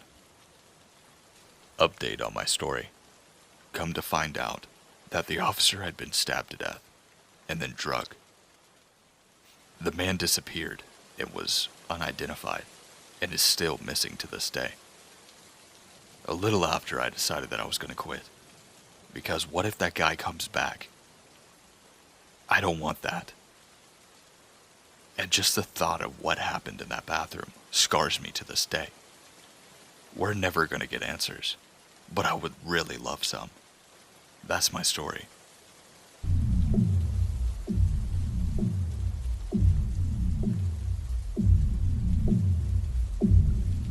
This was extremely the most traumatizing experience I've ever had. I was in this Facebook group where people shared different kinds of stories, and mostly funny ones. I usually post comments in there, using a dummy account, and most people did use dummy accounts as well. I had a fun conversation with this guy using a dummy account named Luffy, who claimed to be 21 years old. We exchanged messages on Facebook without adding each other. We both found out that we lived nearby each other, so we decided that we would meet up and have lunch in the mall near our school. I chose the place to meet, where it was really crowded, since I had dress rehearsal for a play. He told me he would just wait for me in the burger stand near our school. The night before, we sent each other pictures. I was excited to meet him since he looked really attractive, smart, and funny. By 4 p.m., I stood beside that burger stand. A heavily tinted red car stopped at the street right in front of me. Then I received a text message from him asking me to get inside the red car. Since I've read a lot of these stories here on Let's Not Meet, I decided to go with my instinct, and I sent him a text saying I wouldn't get back in that car unless he goes out and shows himself. What happened next made me promise myself that I would never meet anybody on the internet again. It was a man, most likely in his 30s. When he got out of the car, he started to clutch me by my arm and kept tugging me. I screamed like I have never screamed before, making it noticeable since there was a lot of civilians there as well. The guy who watched over the burger stand came to us and asked what's wrong, clearly concerned. "She's my daughter. She's in big trouble. She ran away from home, where this creep's defense." I denied it every time, and the burger guy told him that he would alert the guards from our school. That's when Luffy let go of my arm, went inside his car, muttering to himself, and drove off fast.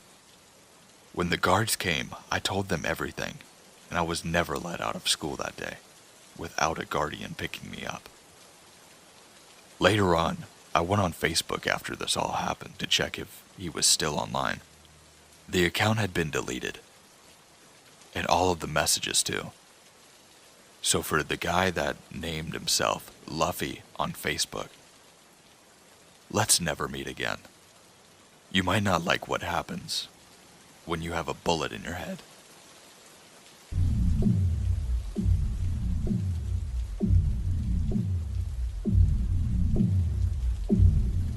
At the beginning of October, my friend and I, who always went on break together, went to the elevator to go downstairs. Just as we turned the corner to the elevators, I saw someone get on and the door shut. I then pressed the button and the same elevator opened. We have 3. This means the elevator never went down. When the doors opened, there was no one on the elevator. When the door had closed, I saw 3 reflections in the door. Even though there was only my friend and I in the elevator, the third reflection was distorted because of how the doors were made. This figure was at least 6 feet tall, had on beige pants and a blue shirt. Riding to work with my carpool buddy, we were talking about different subjects, and he asked me if I knew Marge from Collections. I advised him that I would have to see her. It was a big place that I worked at. I asked him if he could describe her. His description is about 6 feet tall, always wore pants. He then goes on to tell me that she had passed away. Come to find out, she died in the elevator from a heart attack. I could not find out what she was wearing though, but I bet it was a blue shirt and beige pants. My husband had reached the elevator a little bit before me, pushing the button as I walked behind him. The elevator farthest away immediately opened for him, and he walked in, having it close immediately behind him. I thought it was strange, but I just shrugged it off and pushed the button again. At about that moment, for whatever reason, it seemed like time had slowed a little bit. And then the lights in the hallway became much brighter, almost like energy around me had slowed or sped up, as if like the energy or something had been interrupted. Afterwards, I explained it to my mother, as if someone takes the paperback books and fans the pages out with their thumbs. I looked up to see the elevator doors open, and a young woman, maybe a little bit older than me, with blonde hair, pulled back ponytail, wearing blue jeans and a pink pullover, entered the elevator. Not thinking anything was out of the ordinary, I walked in behind her to find out only my husband in the elevator waiting for me. I asked where the woman was that had just walked in there before me, and he looked at me like I was crazy. He kind of laughed and told me that there hadn't been anyone to walk into this elevator but me and him. I'm still not quite sure what happened this day. She wasn't wearing clothes from another time. She looked simply enough like another traveler just going to work or going home. Has this happened to anybody else?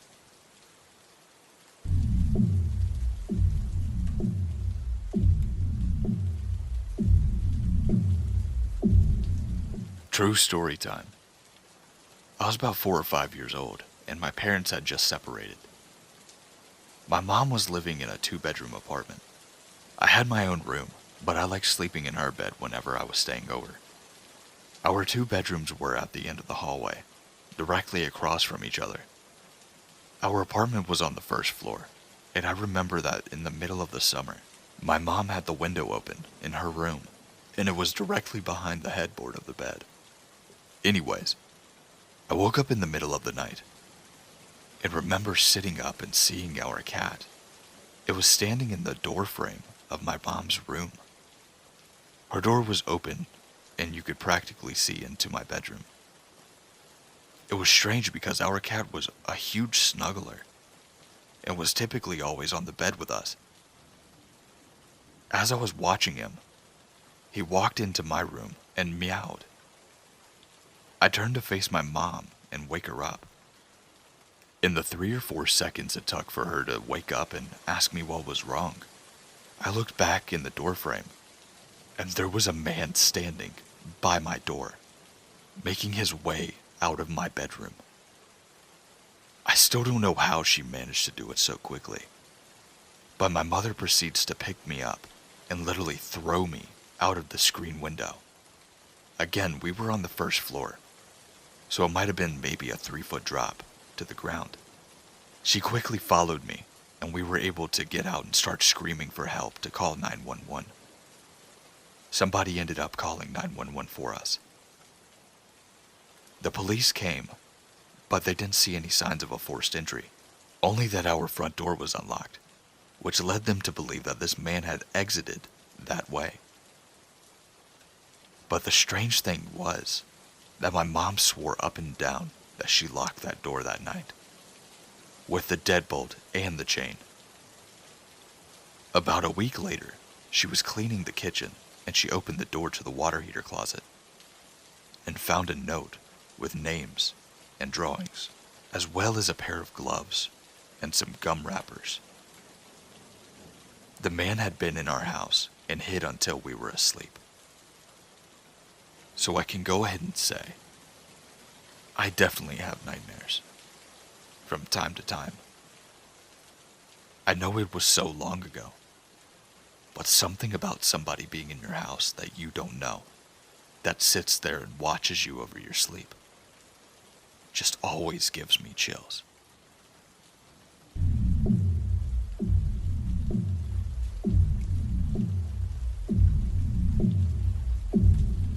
This happened to my wife's grandmother about 15 years ago while we were still dating.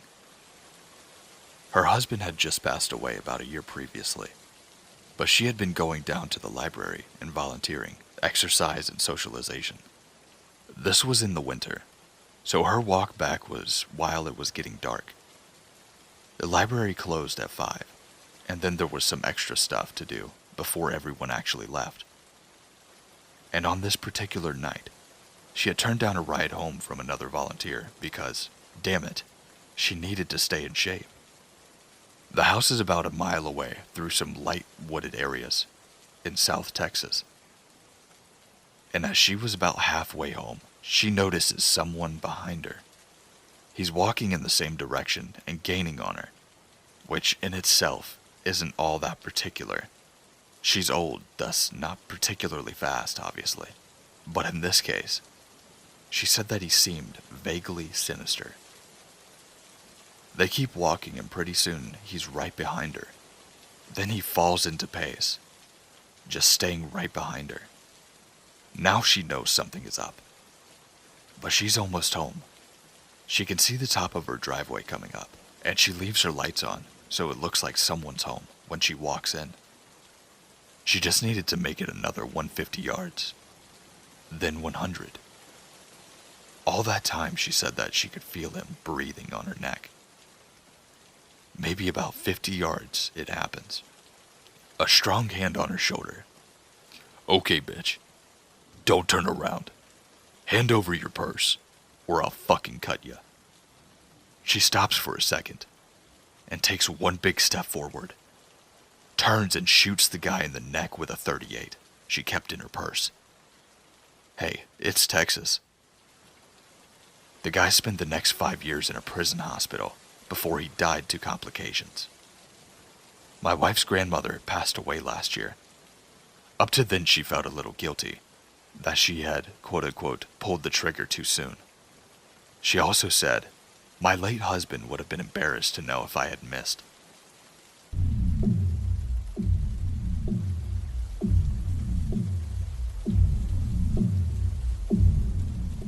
It's almost been 10 years to the day since what I am about to tell you happened. Despite the length of time that has passed since that night, I still have a very clear and vivid memory of everything that happened to us, and we frequently recall the events. If after reading this account, you decide that you don't believe it, I won't blame you.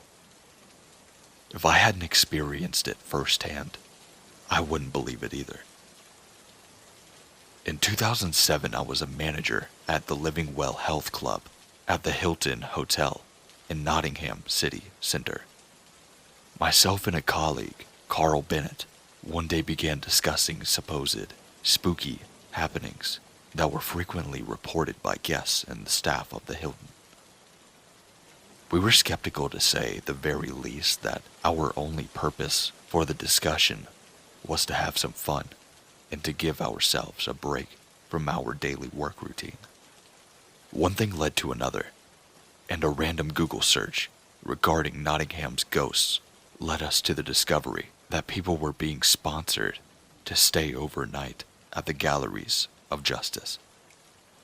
After casually mentioning this to a couple of colleagues and members of the health club, we were soon being dared to take up this challenge.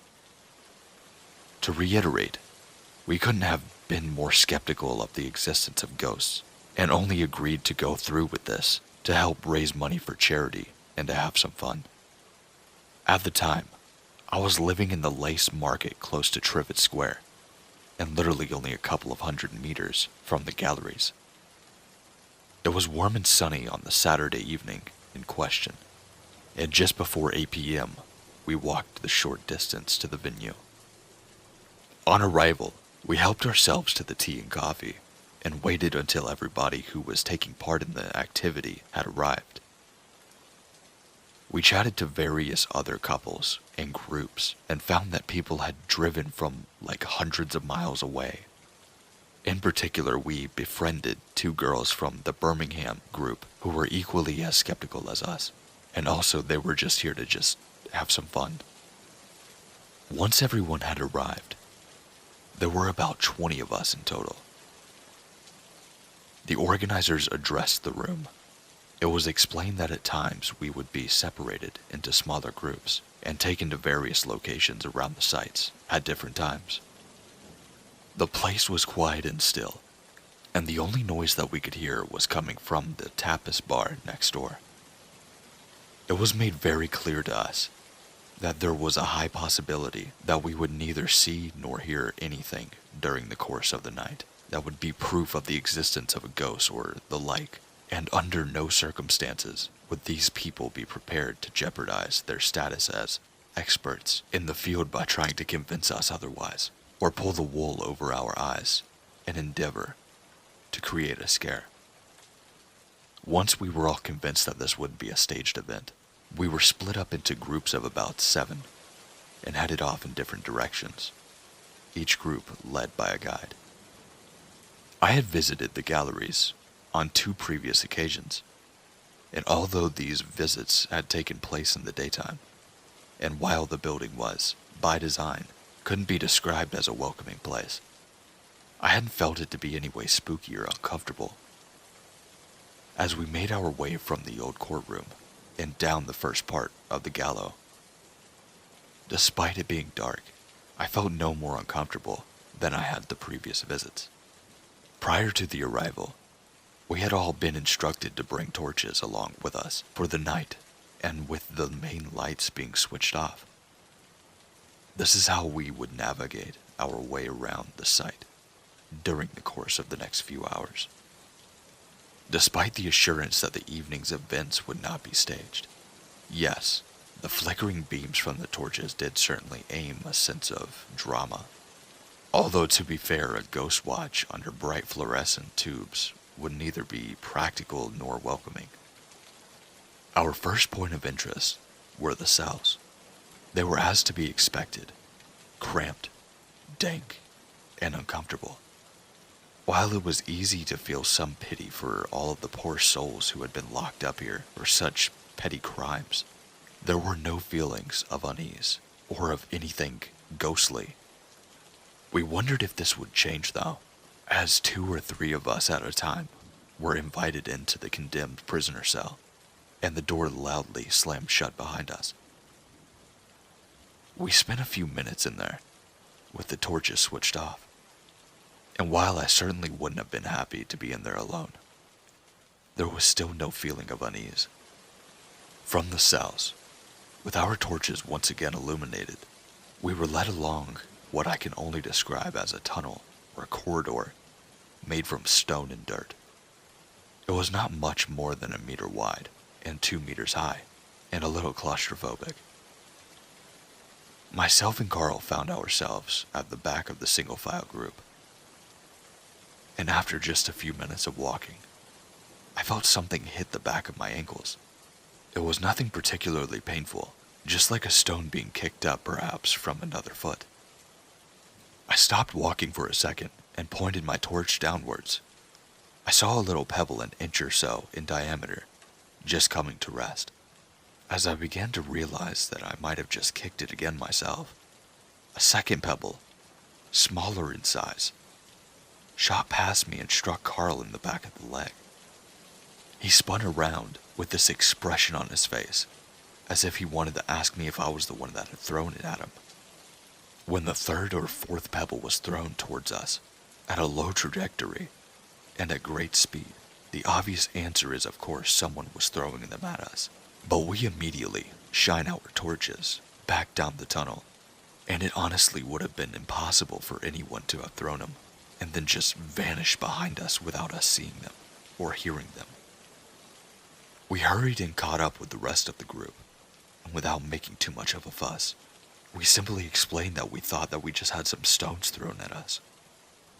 As we continued to walk, we were taken to this old washroom, a deep pit where prisoners would literally be thrown into and left to rot. After an hour or so of exploring and learning about the history of the site, we made our way back to the street level, to our original meeting room. We had coffee and chatted with the Birmingham girls, explaining to them in more detail about these pebbles. I'm not sure if they believed us, but without fabrication or embellishment, we described exactly what had happened. After a short coffee break, we were taken as one large group into the deepest part of the gallery. This was simply rooms and walkways that had been carved out of rock. Despite the pebbles incident, and I know I'm speaking for Carl too, we still weren't really particularly scared. We walked as far as we possibly could, along and down the tunnel, until we came to 2 adjoining caves that were dead ends. The caves were about 10 meters and approximately 15 feet high. We were exploring for just a few minutes, and with the beams from like 20 torches easily illuminating the rooms. And apart from the vast number of small bones that we believe were remains of rats and pigeons and some ineligible scrawlings on the cave walls, there was nothing really to see. We were gathering around, and as one of the guides began to explain that we were going to try a kind of seance, a guy to our left suddenly, in a startled voice, exclaimed, "Fuck this. That's enough for me, man." Of course, everyone immediately turned to face him, and the poor man not only looked as white as a sheet, but something was visibly upsetting him. One of the guides tried his best to reassure him, but he was clearly wasting his time. The man was naturally asked what had happened, or what he had seen, but his only response was, I can't tell you, but it was definitely there." Despite pleas that he would stay with the group, he was adamant on leaving. One of the guides, along with the person who had accompanied him on this trip, all left and made their ways back to the tunnel and to the coffee room. Notwithstanding the fact we had just watched this seemingly sane person suddenly become so emotional, the fact that we hadn't seen anything ourselves in the empty cave, and the fact that I didn't know what this thing was that he had seen, once again we pretty much shrugged our shoulders and got on with it. The guide invited us all to stand in this circle and told us that we needed to switch off our torches and hold hands tightly with the people either sides of us. If I'm completely honest, most of us found this a little far-fetched, and there were a few smirks and giggles, which were met with the look of annoyance from the guides. Once the torches were switched off, and everyone was holding hands, one of the guides began asking if any spirits were present, and if they would make themselves known to us. Nothing happened. He repeated the same question, and after a few seconds, a girl to our right gave out a noise that wasn't quite of a yelp or a scream, but disturbing enough for all of us to jump back as it broke the silence. The torches all came on while she was clearly distressed, and she explained to us that she had felt something very large standing behind me, and I could feel the breath on my neck. I have to say, I still wasn't convinced.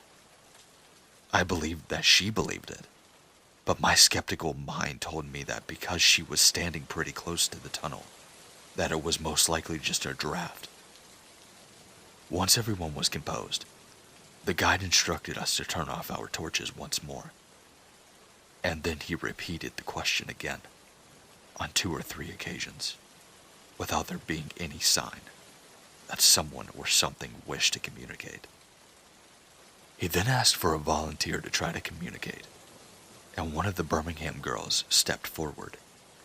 He also had asked if there was anyone that had a red filter on their torch, and explained that apparently spirits are attracted to the red light, rather than a white light.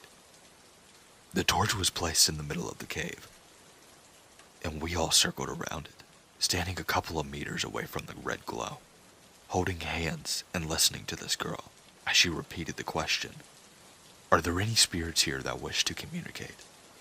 Nothing happened. She repeated the question a second time, spontaneously adding, "If there is anyone, can you make the light go out?" Immediately as that last word came out of her mouth, the cave fell into darkness. Darkness filled with screams. The red torch had gone out. Eventually, as the regular torches began to turn on again, with heartbeats racing, the guide managed to regain some kind of decorum. People all circled around, us included, were looking at each other and cursing whilst wearing nervous smiles. Once everyone was relatively calm, the guide explained that it could have simply just been a coincidence or a torch malfunction. However, the latter was quickly dispelled by the owner of the torch. He flicked the switch on and then off, and each time it responded perfectly. "Okay, we'll try it again," he said, asking the girl if she was happy to continue.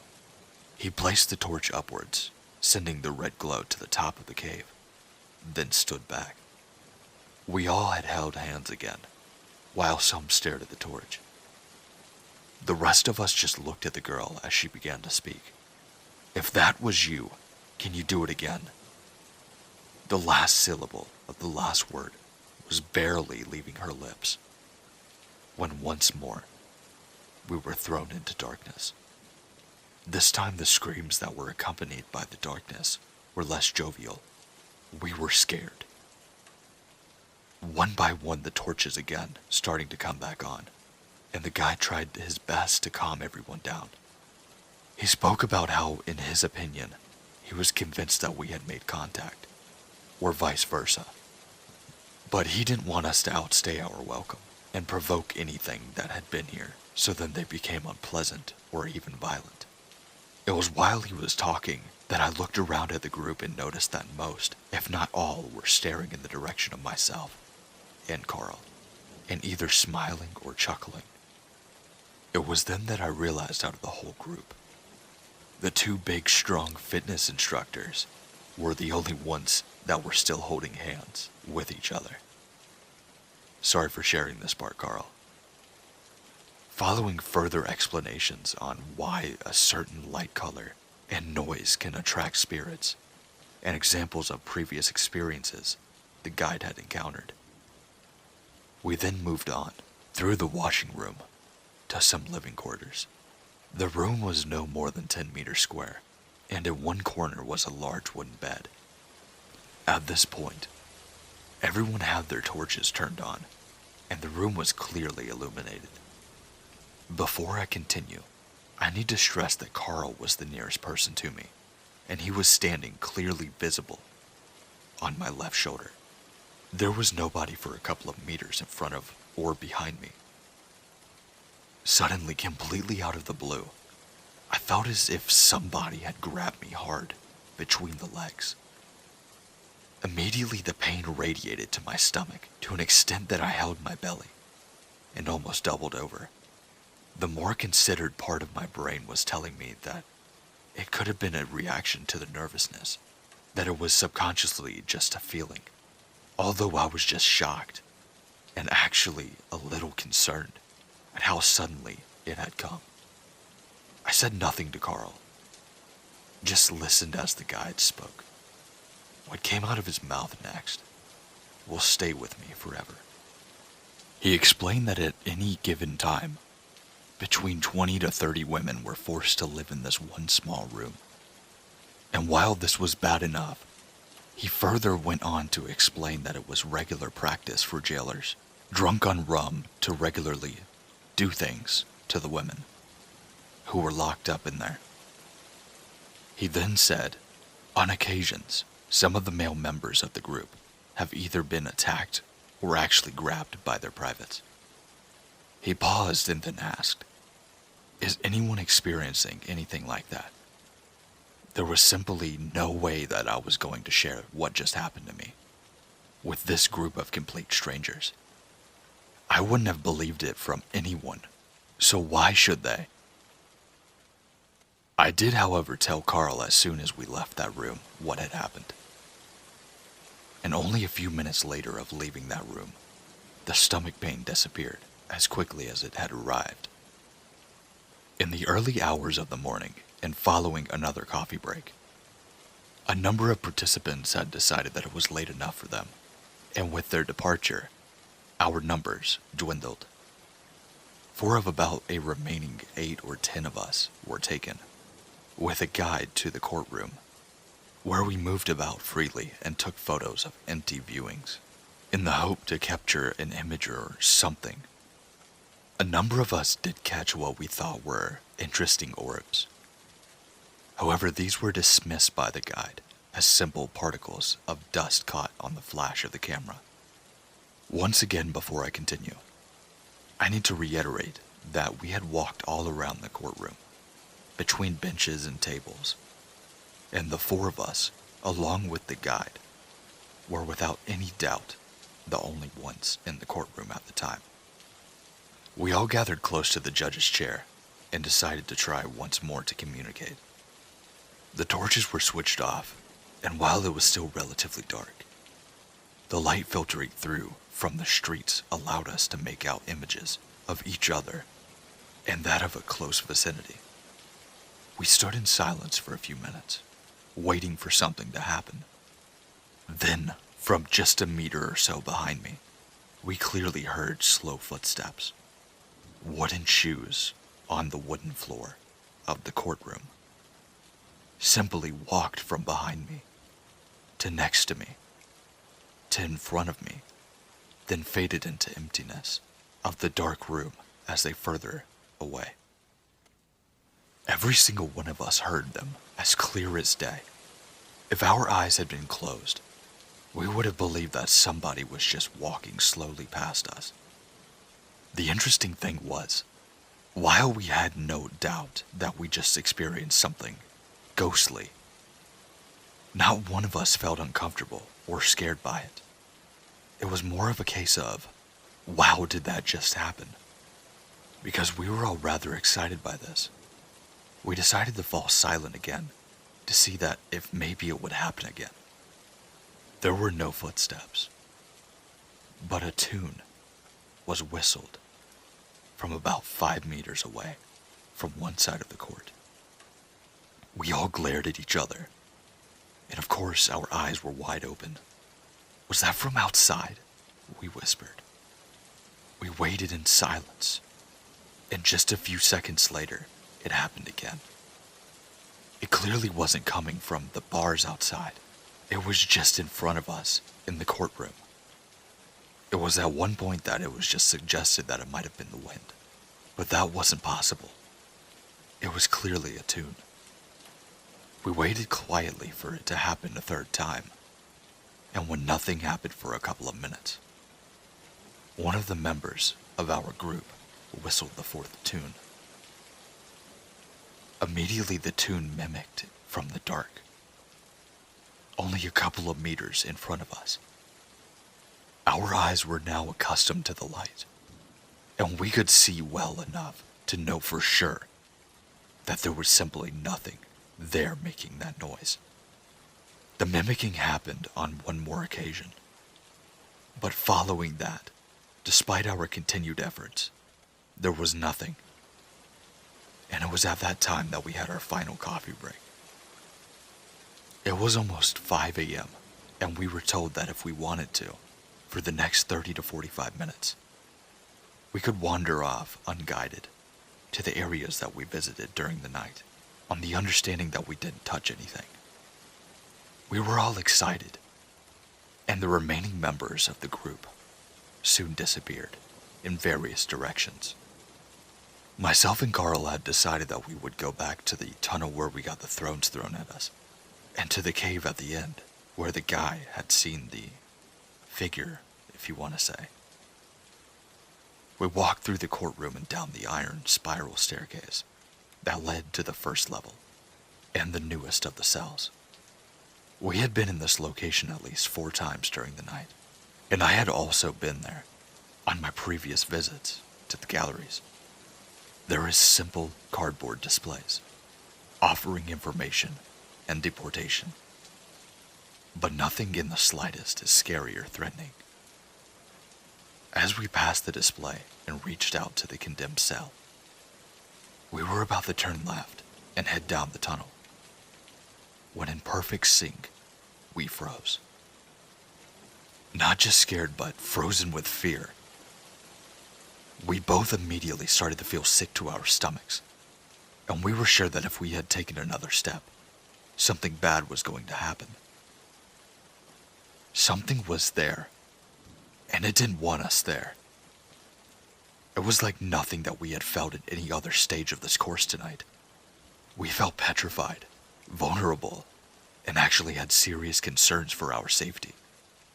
We wanted nothing to do with this, so we just backed out very carefully, almost apologetic, but as quick as we could. As a side note, the only time that I had ever felt like this, remotely similar to that sickness in my stomach, was a trip to Alcatraz in 2005. It didn't happen in any of the cells, corridors, or the hospital, or the morgue. They were all supposedly haunted, but outside in the exercise yard, under the San Francisco sunshine. I felt the same uncomfortable sickness that convinced me that something was there, and it was not happy that I was there. At about 5:30 a.m., we decided that whatever we just experienced was enough to convince us that it was time to leave. We walked the 200 meters back to my apartment in the gatehouse and discussed the night's events over a couple of beers from the fridge. Carl left at approximately 8 a.m., and I dropped off to sleep on the sofa. I woke up and watched whatever the football was on the particular Sunday afternoon, but didn't do really anything energetic other than making a quick bite to eat. On the Monday morning, I woke up to go to work, and as normal as that usually was, but I found myself so weak that I was almost paralyzed. I dragged myself out past the ice arena and up to the windmill surgery in Sneaton, where I was diagnosed with a severe case of pneumonia. Just 36 hours earlier, I was in possibly the best physical shape of my life due to training almost every day. However, over the next 2 weeks, I inexplicably lost 2 stone in weight. I continued to live in the gatehouse for several years after that Saturday night, but from then on, I was never comfortable walking past the steps of the galleries of justice, especially after dark.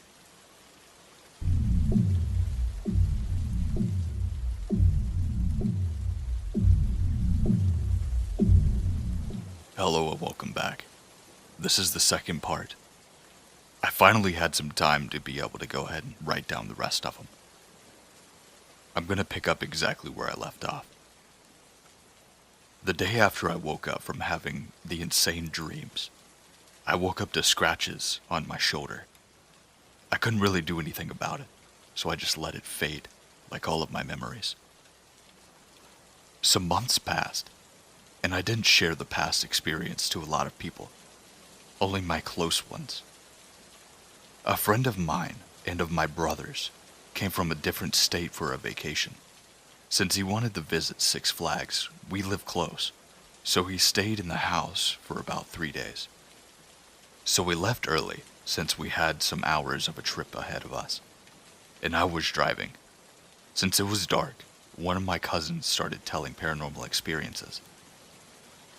After some of the stories were told, this friend, who regularly is very chill, was very quiet about the subject, and suddenly he took the word and said he had something to discuss. He told us that during the second night in the house, he woke up in the middle of the night, looking at the couch that he was sleeping on. He rolled back and saw my grandmother sitting in her chair. By that time, my grandmother had an accident and she broke her spine, so she couldn't walk, and we had gotten her a special couch. Also, she had advanced Alzheimer's, so it was rare when she talked, and she was looking at him, but he described as a hateful stare. Her eyes were almost popping from her head. She started to insult him, wishing death for him, telling how miserable he was. And during the insults, she got up from the chair. He told us that this action from her was very disturbing, as she was just walking towards him in an unnatural way. Her legs were straight and walking, but from her waist to top, the inclination angle was almost a 45-degree angle. Her arms were trying to point into his direction as she continued to curse at him. And after some moments, he woke up, looking at the couch. He was confused and looked behind him, only to encounter that a lot of the family members were standing next to the couch, surrounding it. He recalls my father, my mother, some brothers, uncles, my grandmother, and myself being there, with horrible facial expressions. Before he was able to say something, all the people standing next to him shouted, "You don't belong here. You are going to die. Leave this house," and started punching him all over. And he remembers the pain. He could feel the punches all over his body until he woke up again, looking at the couch. This time scared, he looked to his back, and there was my grandmother in her chair, smiling to him, but with a very forced smile. And he described the moment as if time suddenly stopped. No movement from anybody. No sounds. She was frozen still. And then, she wasn't there anymore. Instead, there was a creepy creature sitting in the chair with that same smile. He remembers a black humanoid figure with a tail coming up between his legs, red eyes looking at him. He told us that the change was instantly. One moment it was my grandmother, and the other, it was this thing. He stayed frozen, trying not to move. But in an instant, the creature jumped from the chair, crawling towards him, grabbed his leg, and dragged him until reaching my room. The door opened and the creature tossed my friend inside. And then the door closed behind him. He screamed in the room, in the dark until he woke up, looking at the couch. But this time he was really awake. My cousin, who was aware of my story, and me looked at each other in shock. I proceeded to tell my experience, and when we preferred to change the subject, we never talked about it again. After these events, my experiences remained a normal, casually hearing movements in the room, some sleeping paralysis moments, but the major interactions were changed to another family member in the house, my grandmother. As I was mentioning before, my grandmother had Alzheimer's and couldn't walk. Since I started working after finishing college, and my mother was also working, our family got a pair of nurses to take care of her when we were out. Then, since she began to require more detailed help, the nurses began to sleep in the house in my grandmother's bedroom with her, working 24 hours in turns. One day I was watching TV when one of the nurses asked me if I had experienced something paranormal in the house. I had asked her what had happened to her, and she told me that in several occasions during the night, they would wake up hearing voices in the room, and that my grandmother would be speaking with them clearly. This was odd because of the Alzheimer's. They just tried to figure out what they were saying since my grandmother was whispering to the voices.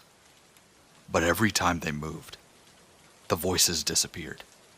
And after looking at my grandmother, she always had her eyes wide open, not saying a single word. During several days that I was sitting with her, she seemed that she was just staring in a specific point in the room. One day I decided to ask her what she was looking at, and she pointed in the room, and then she started to follow something with her finger. And I surely believe I felt something small pass next to me, at the same time as her pointing at my direction. One day one of the nurses had told me that the past night was the most intense experience that they encountered in the house, leading her to refuse to continue the job. She told me at the beginning that it had started with the same voices and whispering all over the room. She tried to ignore it, but a strange negative feeling was starting to become evident. When she looked in the direction of my grandmother's bed, she noticed how my grandmother was sitting in the bed. But in front of her was a big black creature, also sighted, looking at her, face to face. This thing had its hand resting on her chest. The nurse described it as a humanoid black creature. Its hand and arm very thin, almost skeletal. And they were talking in between them, whispering. That scene shocked the nurse, and she rushed to turn on the light. After turning it on, the creature was gone, but my grandmother was awake. The nurse asked her if she remembered anything that had just happened, but my grandmother just repeated how she was feeling a pain in her chest as a red mark started to appear. The nurses gave up the job days later. We hired a new pair of nurses sometime after, and they reported also hearing voices in the room. But they were not worried about it. They focused on her care. One afternoon, there was a small family reunion in the house, and my grandmother was in her bedroom, at the bed since it was late. Then, we heard a lot of noise coming from her room. We rushed to see what was happening, only to find my grandmother in the opposite corner of the room, towards her bed. She was on the floor crying and injured. We asked how that happened to her, and she told us something grabbed her and pushed strongly out of the bed. We were worried and confused, since there was no way that she could get out of that bed and be on that side of the room. She was scared of something she didn't understand. She was only repeating one thing. Something pushed her out of the bed. It became more common that bruises appeared on her body. Her health decreased in a major way, and it required our full attention and comfort until that day. She died in the room during the morning. My mother was with her when it happened, and since that day, the house became a little calmer. The feeling of being observed, the negative presence, have been gone. The scratches disappeared.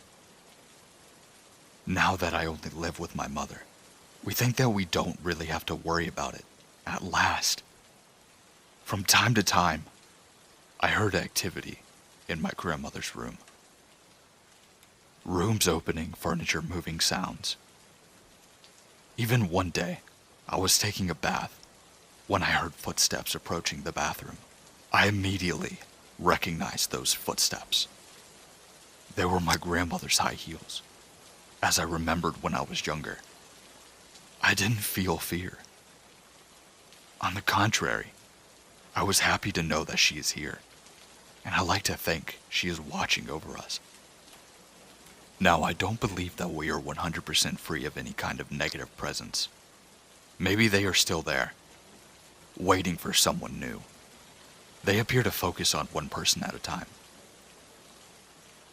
The other night, not so long ago, I took my new girlfriend to my house. We entered the room on the second floor, and she waited for me for a while, because I was bringing some snacks.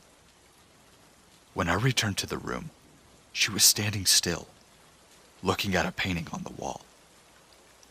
I asked her what happened, and she told me that during the time I was looking for the snacks, the painting started to move from left to right, each time more quicker than the last. She didn't know what to do, but just watch. At the same time I opened the door, the painting stopped in its original position. She asked me to leave that room for that night.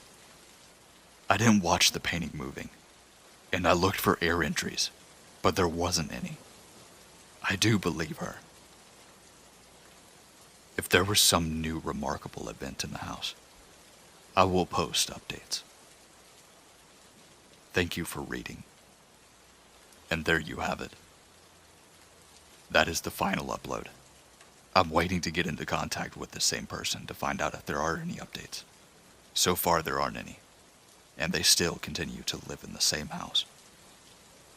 They said that there are faint little things that happen, like bumps in the night, different noises, furniture moving, but that's all right now.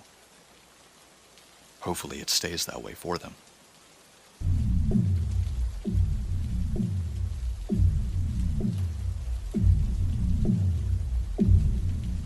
Now before we get into this video, I'm going to go ahead and give you guys a warning. There is some content in this that is very graphic. I've tried to keep some of it out, because I know how some people are with stuff like this. So if you continue into this video, just know I gave you a warning. Let's begin. This was back before Google web pages were, for the most part, still very basic HTML with JavaScript. Hardly anyone used CSS. Only discussion boards and some banking sites had anything approaching mature front-end, back-end combinations, etc. This was the early net.real deep web stories, not just one illicit activity online. I was browsing through random blogs, GeoCity sites, and the like, just going from link to link. Eventually I came upon an odd page. It appeared to be random thoughts from different people, but for the time it was well designed. The messages seemed to be cryptic in nature, like several people trying to pass secret notes. I started through the source, and hidden in the comments of a JavaScript were various IP addresses. I gathered all the IPs into a text file and began enumerating. Some were routers with banner messages I could telnet to. Almost all of them were universities. Warning, this is a secure system at University of blah blah. The default Cisco credentials from back in the day worked on most of them, but I didn't really poke around. A few of the IPs were web servers with little to nothing on them, mostly Apache on Linux or some BSD. At least one IIS server I can recall.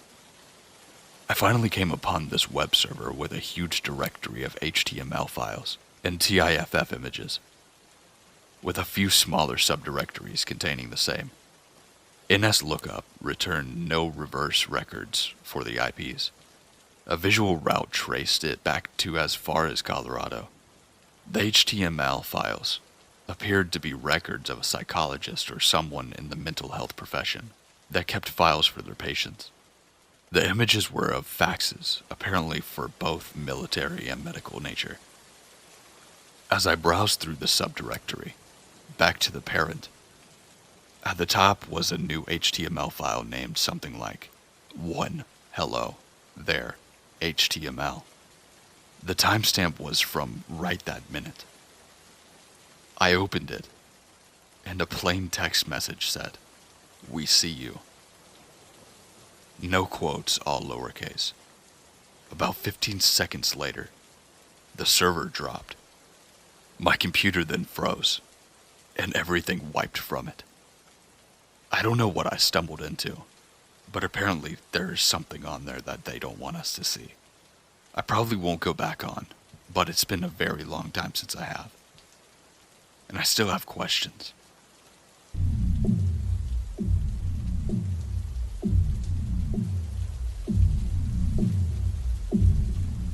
So, I'm a 17-year-old young boy living in South Germany, in Hessen to be exact. I'm a German, so I have piss poor English, so bear with me.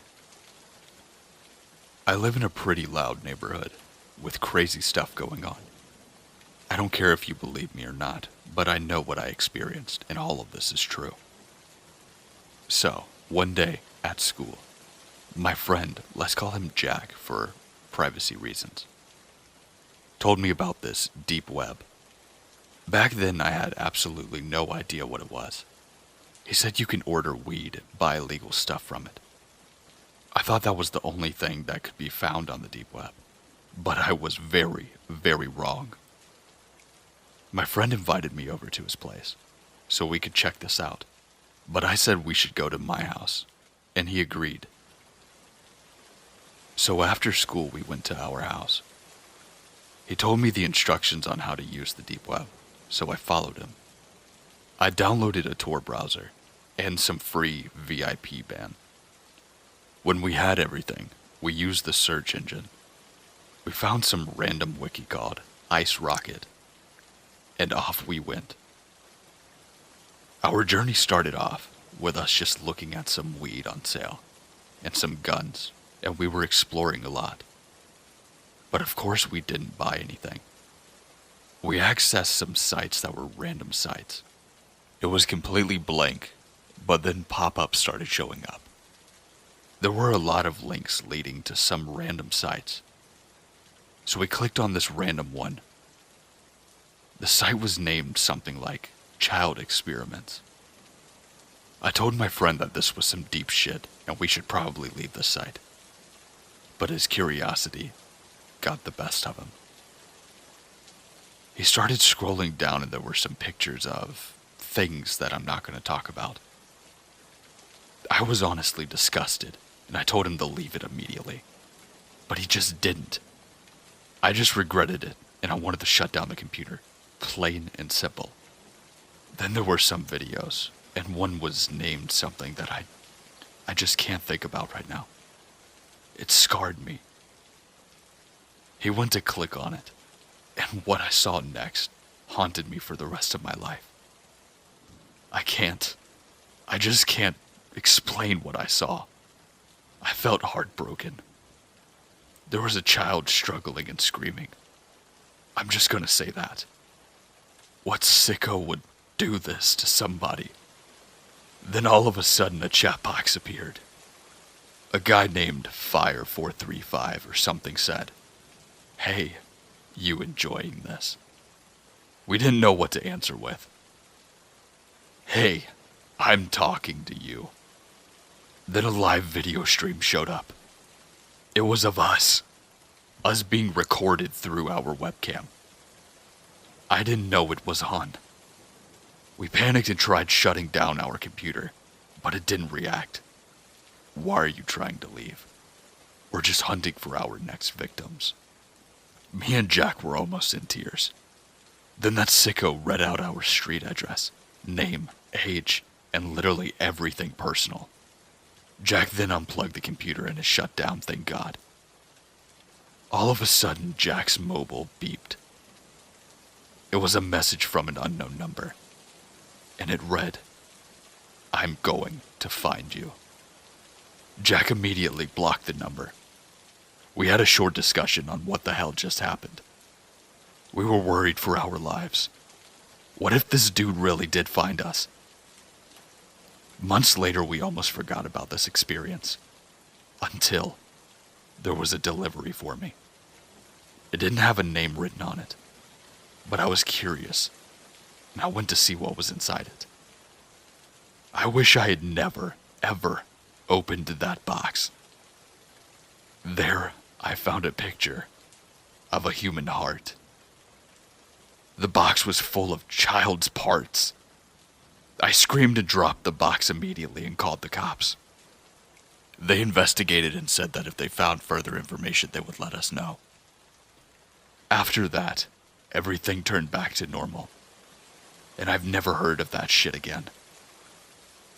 But I'm pretty damn sure the guy who talked to us that night delivered the child's parts to us. Sometimes I wonder why this world is just so cruel. And for everyone who hasn't been on the deep web, I suggest to all of them, stay out, or your life will be in deep danger if you go in the wrong places. Don't do what I did.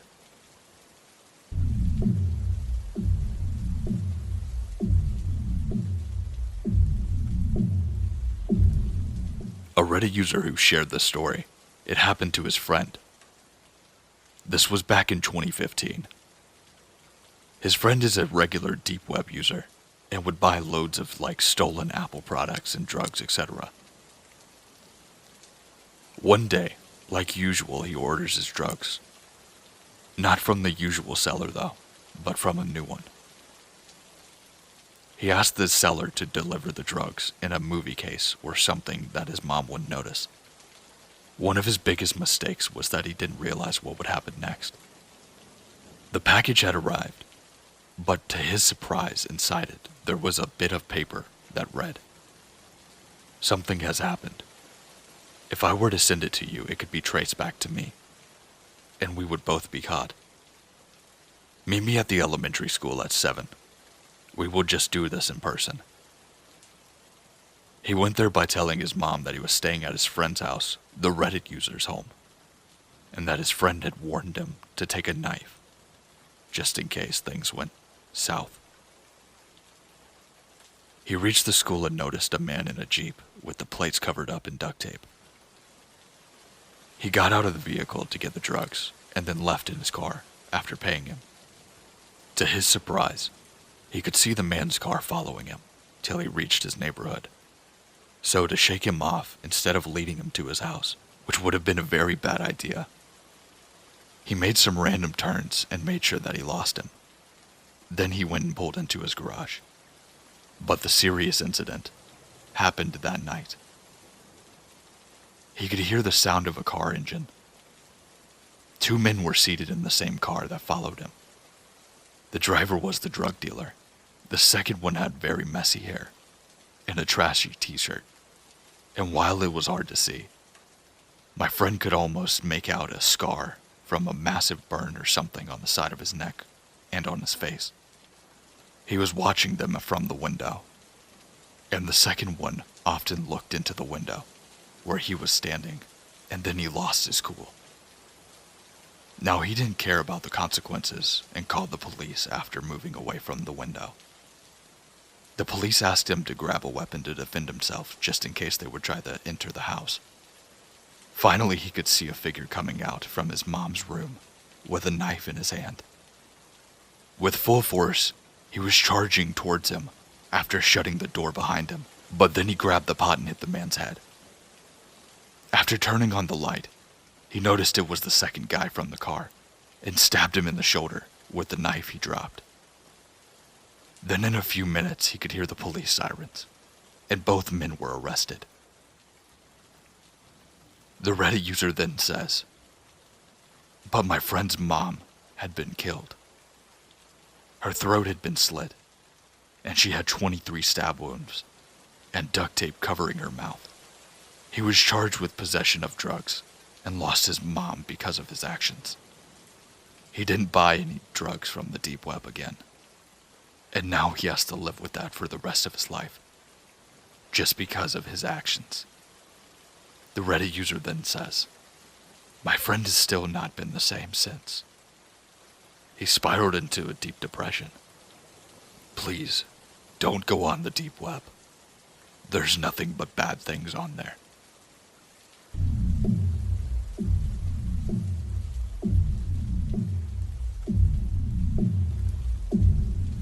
This next one was a real deep web story that was written by a specific Reddit user, which was experiencing a lot of the deep web stuff.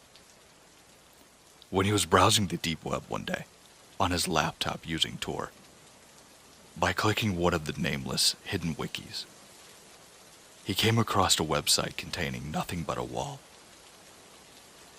Before he was going to click close, he saw a man wearing a mask emerging from the wall and greeted him with a "Hey there." Thinking this was a video prank, he just kept watching. After a while of him just watching, staring at the screen, he began to speak again. "Are you going to speak?" he asked. He proceeded to type on the keyboard. "Not the keyboard. Speak," he said. At this point, he was a bit frightened. "Who are you?" he asked. "I'm your friend," he proceeded to say. At this point, he was scared. His face was full of terror. He began to start showing his fright. "Come on, friend. Don't give me that scared face," he said. This is when it got extremely frightening. "Just 1 second, my friend.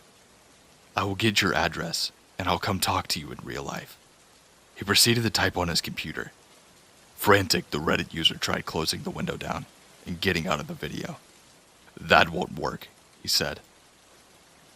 Before he had time to track his address, he got a screwdriver and removed the back and the battery from the laptop.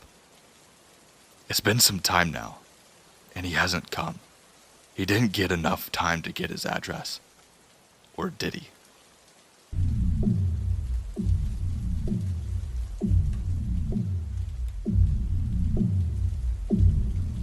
There have been many instances on Deep Web where users have repetitively found terrifying live streams.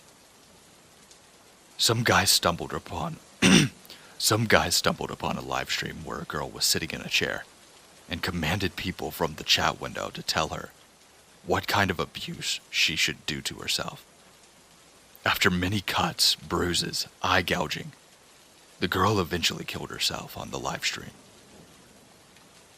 This is not only a case where people have brought harm to themselves on a live stream in the deep web.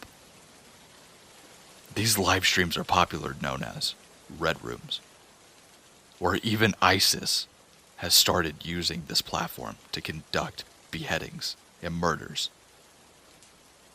Unlike these people, I'm very happy just watching bubblegum shit in Netflix. So I just want to say, don't use the fucking deep web. There's nothing that comes good from this.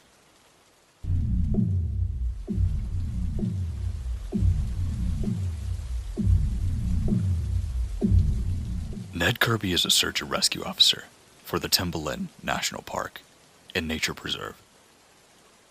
He usually worked with the fire watchman, Ranger Nestor. No first name, no last name, just Nestor, like the man from the Odyssey. Nestor isn't all that tall or big, skinnier than Kirby, and a few centimeters shorter, but definitely far more intimidating. Nestor doesn't smile much.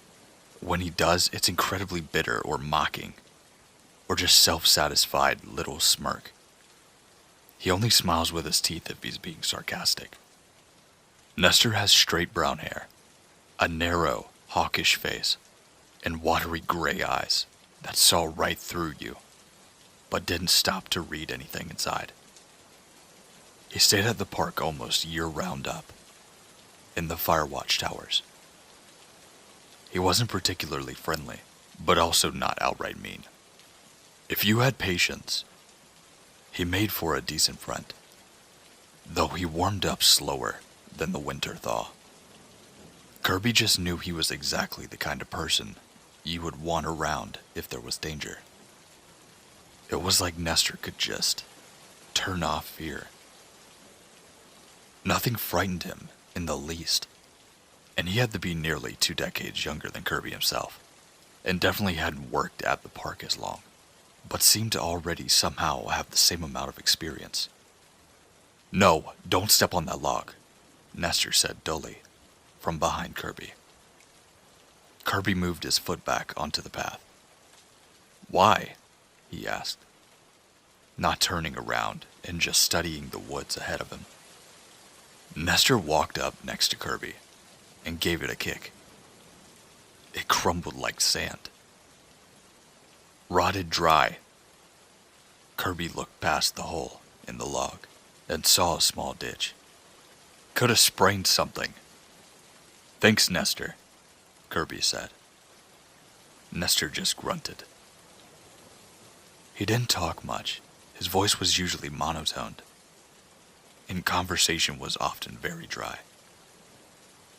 Kirby sighed, then directed his attention back up to where he'd been looking earlier.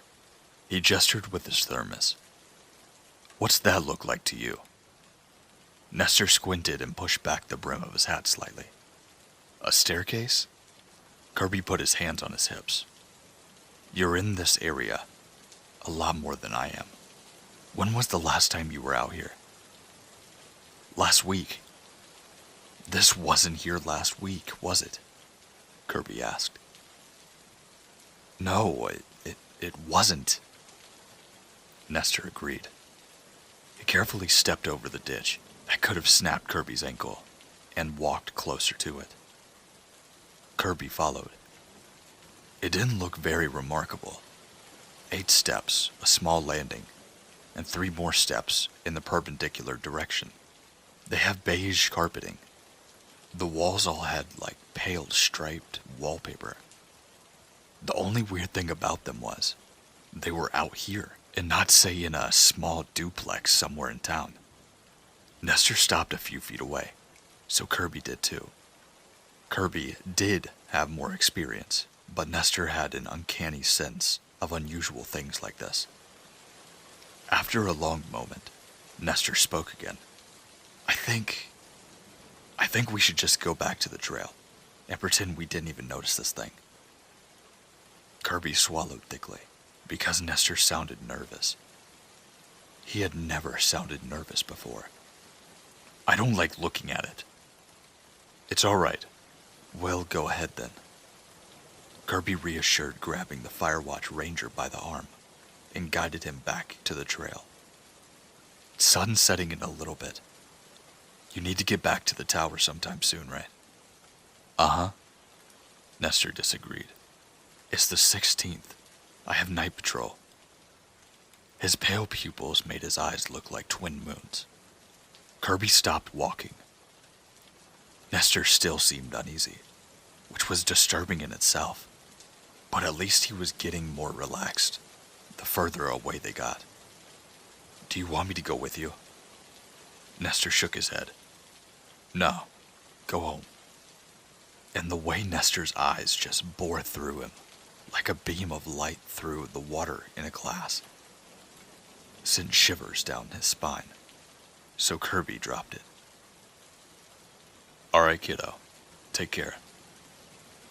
The hollowest laugh he'd ever heard ring around in his head. I will. Kirby didn't turn to look at Nestor's face. When they reached the fork in the trail, he could hear the open smile. Instead, he blindly reached out and clapped the younger on the shoulder. Good kid, Nestor, good kid. You scare the hell out of me, by the way, as he listened to Nestor walk away.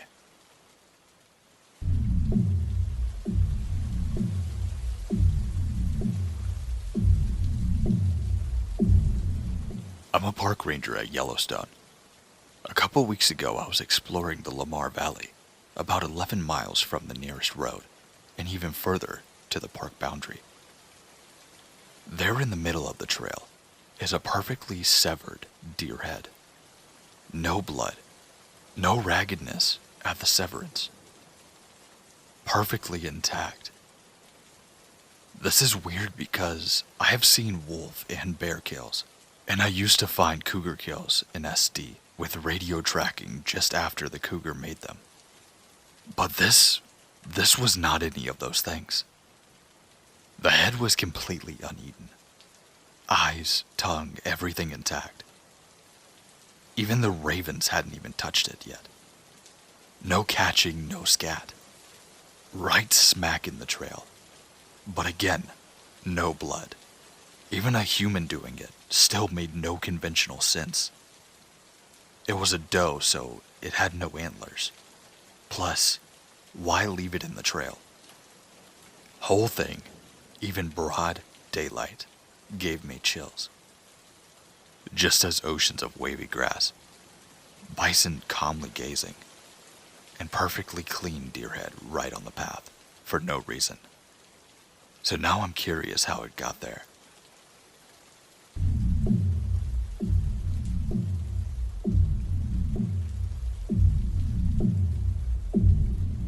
My normal shifts were during the day, 9 to 5 like most people.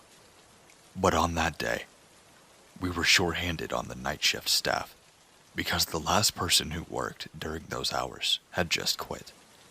We had lately had a whole bunch of people just quitting the night shift, so that meant I had the cover. Weirdly enough, I had never had to work on the graveyard shift before then, and I was actually excited for it. I had brought some coffee and 5-hour energy with me because those hours ran 10 to 5, and there was no way I'd make it that far naturally. I got to my tower right before 10, when it was already pitch black and the cold July night had fully set in. The tower was fairly tall, with several flights of stairs leading up to the top.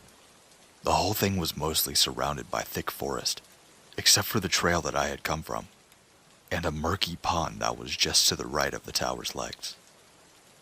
The pond itself was covered in those little frog pads, and had algae floating around over the surface. It was actually quite big for a natural lagoon. I climbed up, and all I could hear was non-stop sounds of crickets, frogs, and the occasional owl. When I hit the top, I fumbled with my keys until I finally found the right one and walked right in. The one room was small and square-shaped. 3 of the walls were mostly glass, and the other one was opaque and had the door that I just came in. The roof went up like a pyramid for a short length until it peaked, and it was all made of wood. To my left was a nicely made bed, and a nightstand with a lamp and a flashlight on top. Not like I'd be using the bed though. On the wall next to that was my CB radio and communication stand, which every one of those towers had. Next to that sat a refrigerator and a microwave, which was part of the small kitchen that extended to the other wall. Inside the kitchen on the right wall were several cabinets. Some small ones that held snacks and some canned food, and another set of giant cabinets that I couldn't open, which likely had like vacuums or other cleaning supplies that were above my pay grade, roomy. I went over to the communication stand and did my standard check to make sure everything was working properly. I called into the ranger station's channel and said, "Well, Donnie, it looks like it's just you and me tonight." Donnie didn't say anything back, so I figured he was just taking like a shit or something. I went and grabbed the flashlight on the stand and reached out into one of the drawers, pulling out a set of binoculars from it. I went back out onto the balcony and checked to make sure there were no fire hazards or any of the other kind of dangers. Once I checked that box off of my to-do list, I headed back inside and pulled the chair from the communication stand and put it by one of the glass walls and grabbed a granola bar from one of the kitchen cabinets to munch on. I put the binoculars up to my eyes and looked over the surrounding forest. It didn't seem like any animals were up and about, and no birds were in the sky either. I skimmed over a couple of clearings to make sure that no teenagers were off camping illegally. Then I peeked over and looked at the far ridge, where I saw a snowman standing alone in a gap of the trees. Hold the fuck up. It was July. I peeked again and realized that it wasn't a snowman, but some kid in a shitty ghost costume. It looked like the ones from Charlie Brown, with the big black holes for eyes. It looked more like they were colored black and not actually holes. The kid was standing still and just staring right into my direction, unmoving. I couldn't see the kid's parents anywhere though, and by now it was rolling on 11, so that kind of meant that something was up. I broke contact on the kid and I walked to the radio, calling into the station. "Donnie, you off the shitter yet?" "Barely made it out, but I'm here." I chuckled. Donnie was always good for a laugh. There's some kid with a blanket walking around the southeast sector, and they look alone." "A blanket? What the hell are you talking about?" "It's a ghost costume. It's got black holes for eyes and stuff." "You mean like Charlie Brown? Can you check it out?" "Yeah, I'll go walk and see what's up. I'll call in on the walkie-talkie to tell you what I see." "Roger that." I turned off the radio and crossed over to the nightstand drawer to grab the walkie-talkie. Once I had it, I sat back down in the chair and put my binoculars to my eyes, zooming into where the kid was. The ridge was empty, with no kid in sight, which I knew would make this 1,000 times harder. I pulled up the antenna on the walkie-talkie and dialed to the right channel. "Donnie, you hear me?" "Yep, loud and clear. I'm getting closer to the sector. I'm heading up to the ridge for a vantage point." "Perfect. That's where I saw the kid, but they've moved on since then." "Well, I'll just check around and see if I can find anything." I watched as Donnie came over the ridge, waving his flashlight around in the dark, until he looked towards the tower and shrugged. "Nothing over here." "Damn, hopefully he turns up again. Until then, I'll just notify the police and check for any missing reports." "Alright, I'll go back too." Donnie's voice cut out, and I saw his flashlight turn off in the distance. The small lit up spot where he stood was shallow in darkness. "Donnie, you there? Donnie." I heard no response, and I rushed outside of the door and around the corner where I saw him, yelling his name. only to hear my voice echo into the woods. And that's when it hit me. There wasn't another single sound in the entire forest. The crickets and frogs stopped chirping. The wind didn't rustle through the leaves. Everything was completely standstill.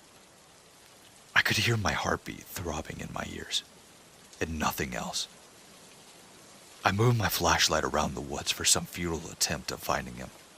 I got into that state of mind where I got so scared my throat closed up. And if I moved, I felt like something very bad was going to happen. I had to do something now. I turned around, and as I did, I glanced at the stairs below me.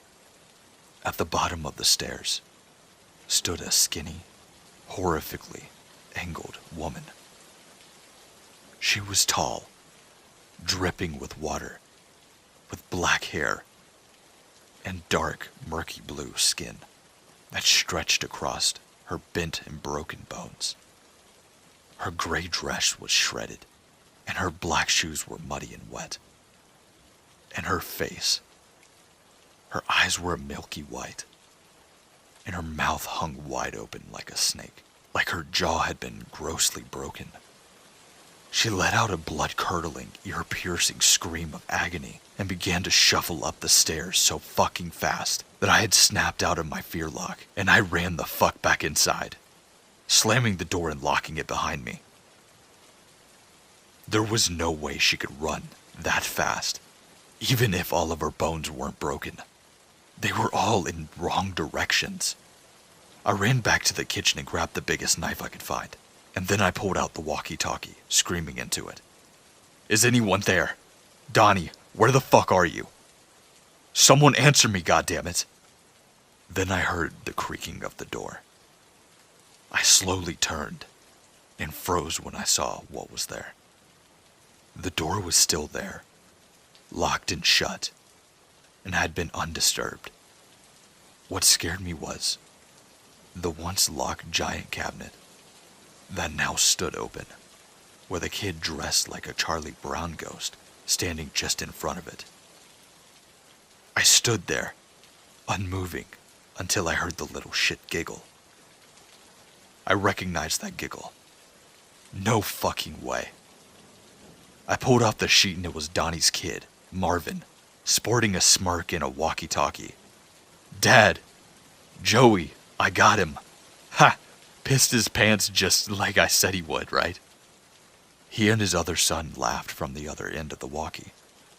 I was so mad, but glad that I wasn't about to get murdered in a goddamn wooden tower. I grabbed his walkie-talkie and shot back. "Piss me off is what you did. You fucking asshole. I hope you're happy. Hearing you scream like a little girl sure did make me happy, all right. Yeah, screw you too. That wasn't even me. That was your stupid zombie chick. Who was that, your wife?"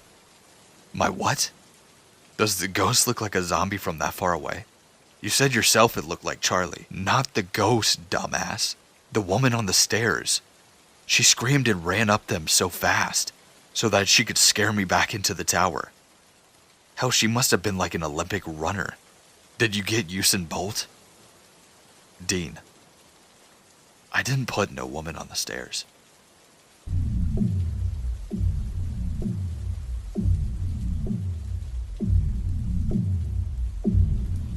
Out of the dozen or so properties I helped inspect, there wasn't a single building I dreaded more than this place.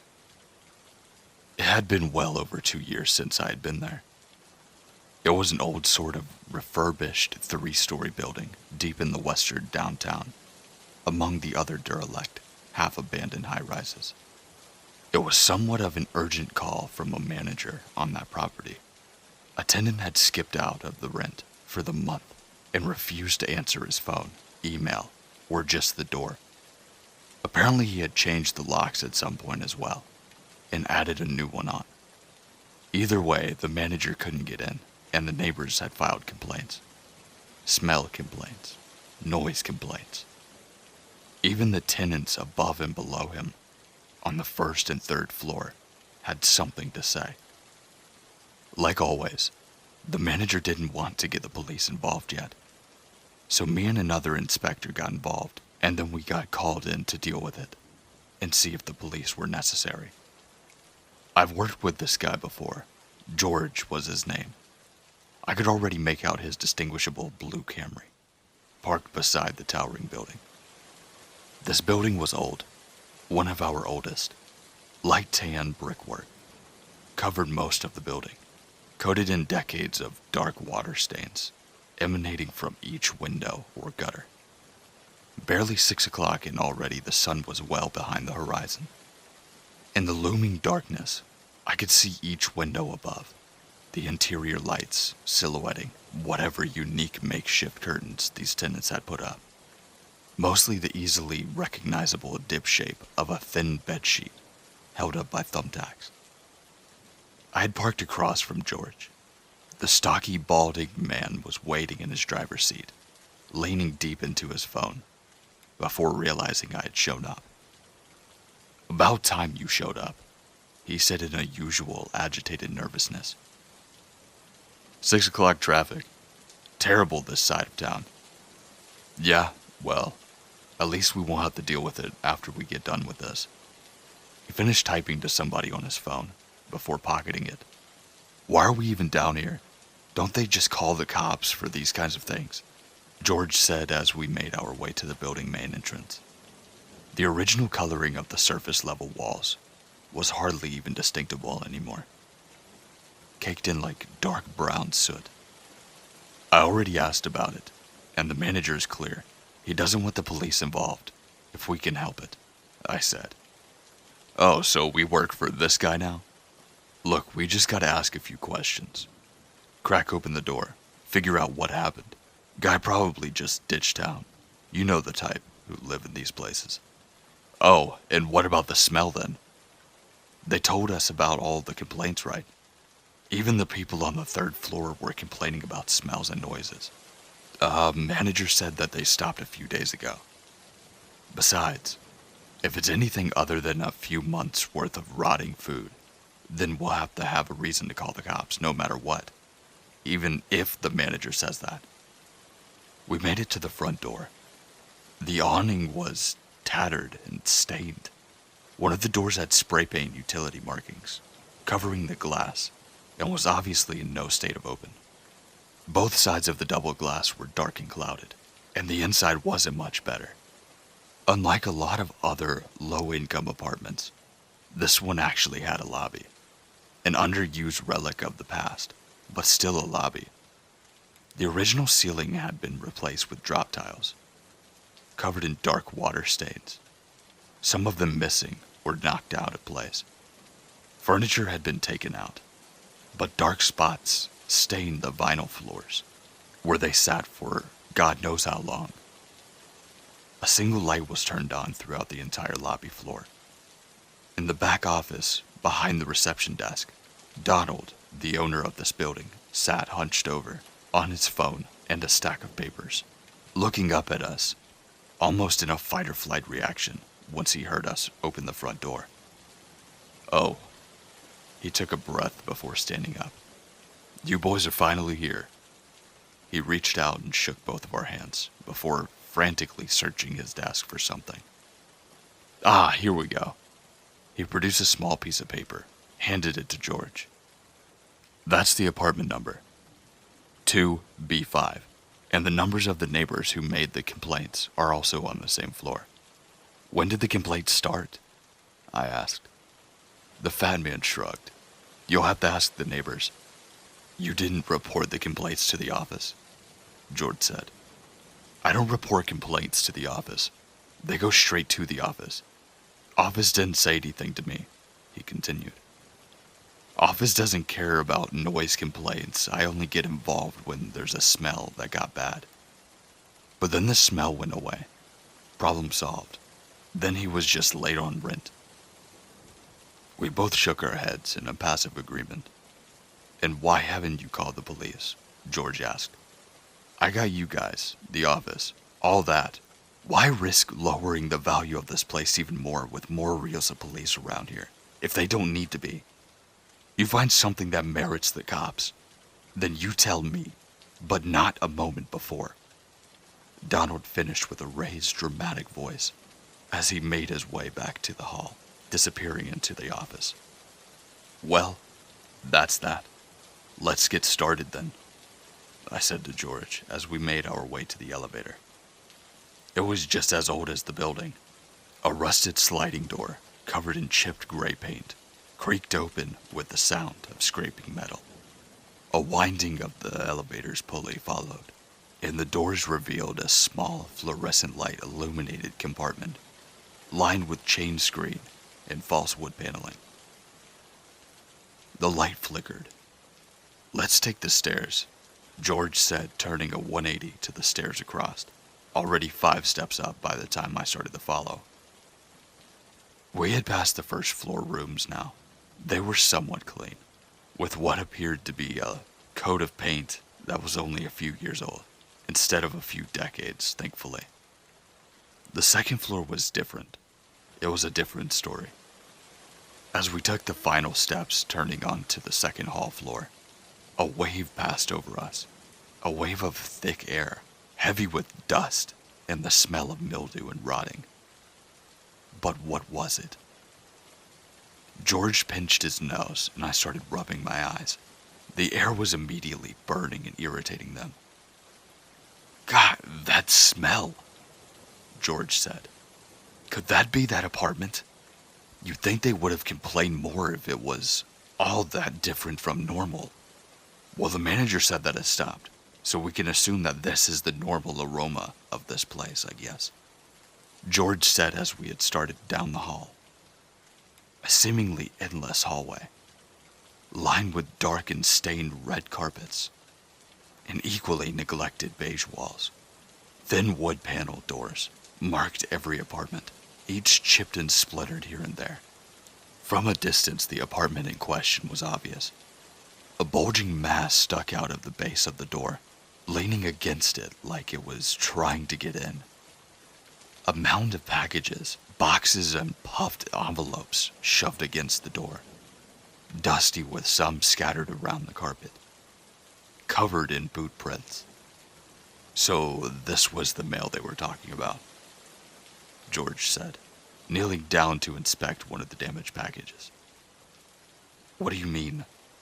In his original message, Donald said that the tenant had a lot of mail piling up at the front, eventually got sick of it, and just the custodian would dump it here. Are there any dates on them? I asked. No. But look at this. George picked up a cheap, chalky cardboard box and showed me the label. It was some kind of foreign language. Chinese, I think. The only thing that was English on any of the packages was the address of the building. See, this one too. He handed me another, a heavy envelope. This label was entirely in Russian. They're all like this. Look, everything. No English labels, no commercial packaging, nothing, George said so dramatically as he was sifting through the packages, checking as many as he could. You don't think it is? I asked, trying to feel the contents of the envelope without opening it. George looked at me for a second. No one's that stupid. Plus they're too big and too heavy. Well, maybe we should honestly open one. As me and George considered the idea, a door opened across from us. One of the neighbors, a heavy-set woman with her hair wrapped in a towel, with a look of irritation on her face. Who are you? She snapped. We're with the property owner, taking care of this. I answered while motioning to the packages. About damn time someone dealt with this, she yelled, as if talking to someone inside of her apartment. Were you one of the neighbors who wrote a complaint? George asked, standing up and knocking the dust off of his jeans. You're damn right I am, she continued, trailing off onto a tangent about the lazy landlord and the smell. The woman continued shouting before we could get her name. Sandra. She had made the original smell complaint, saying the room smelled like a landfill about 2 weeks ago, before slowly going away.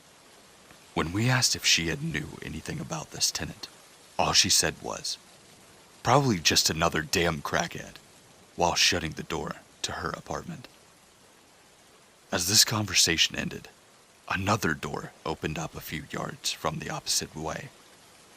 An almost skeletal figure peered out from a dimly lit apartment.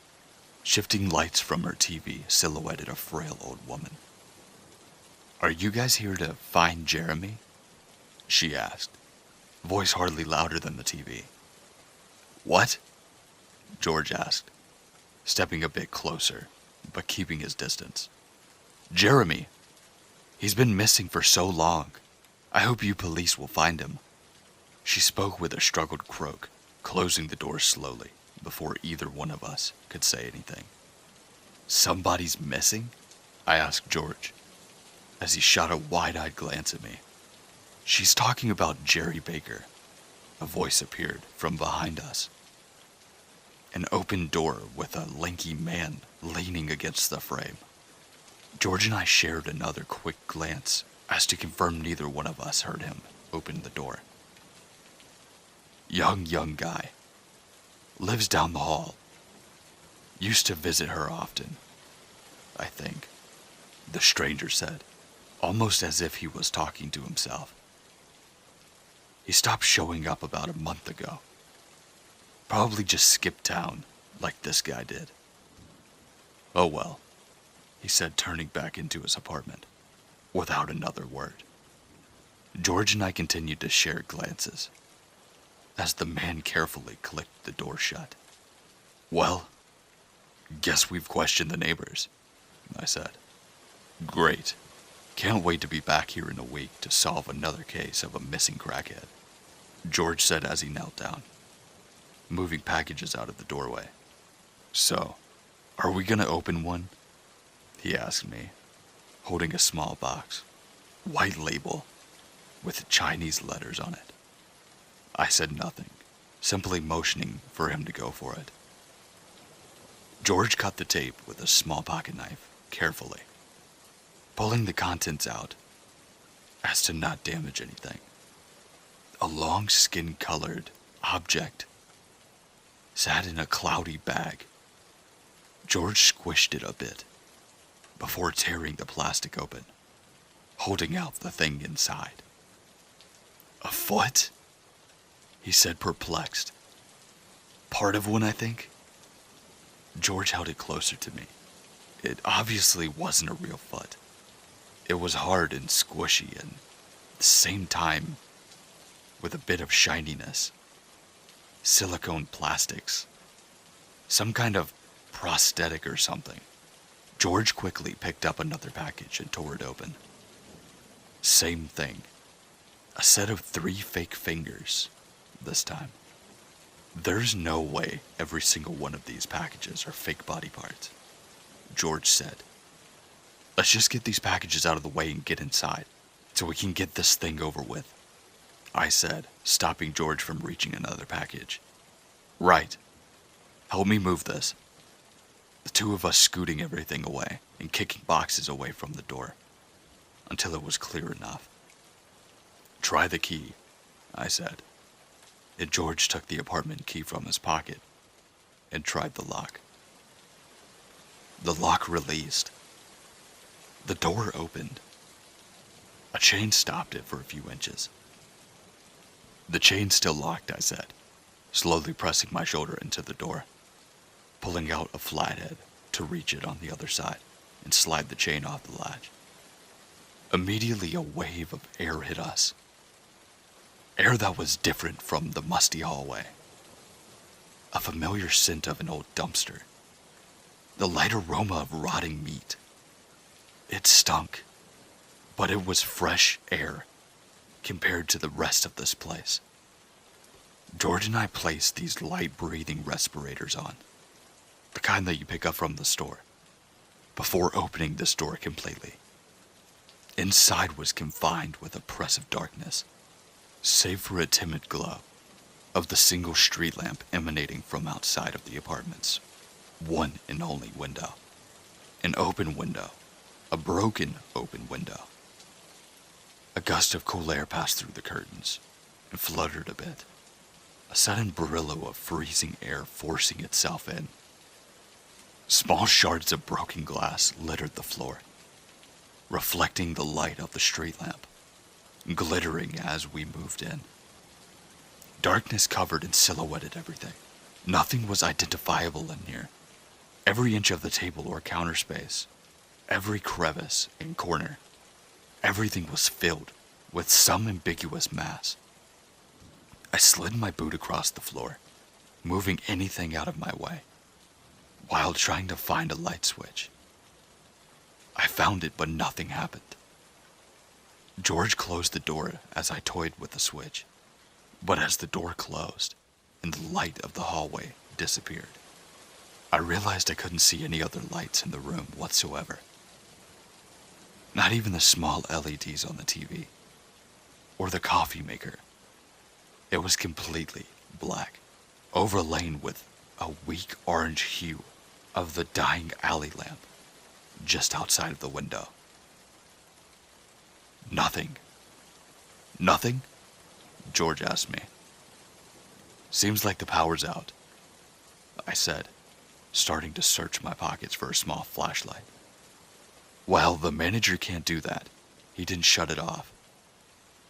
No, but somebody did. I turned the small weak flashlight on. George pulled his out as well.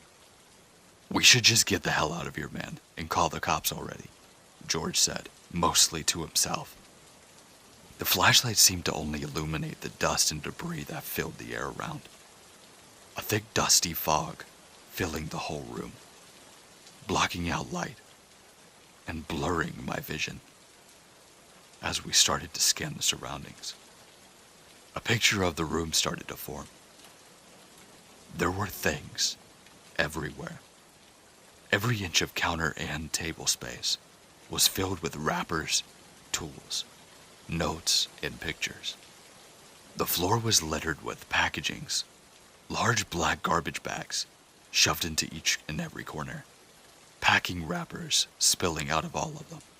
Stains covered everything, dark stains.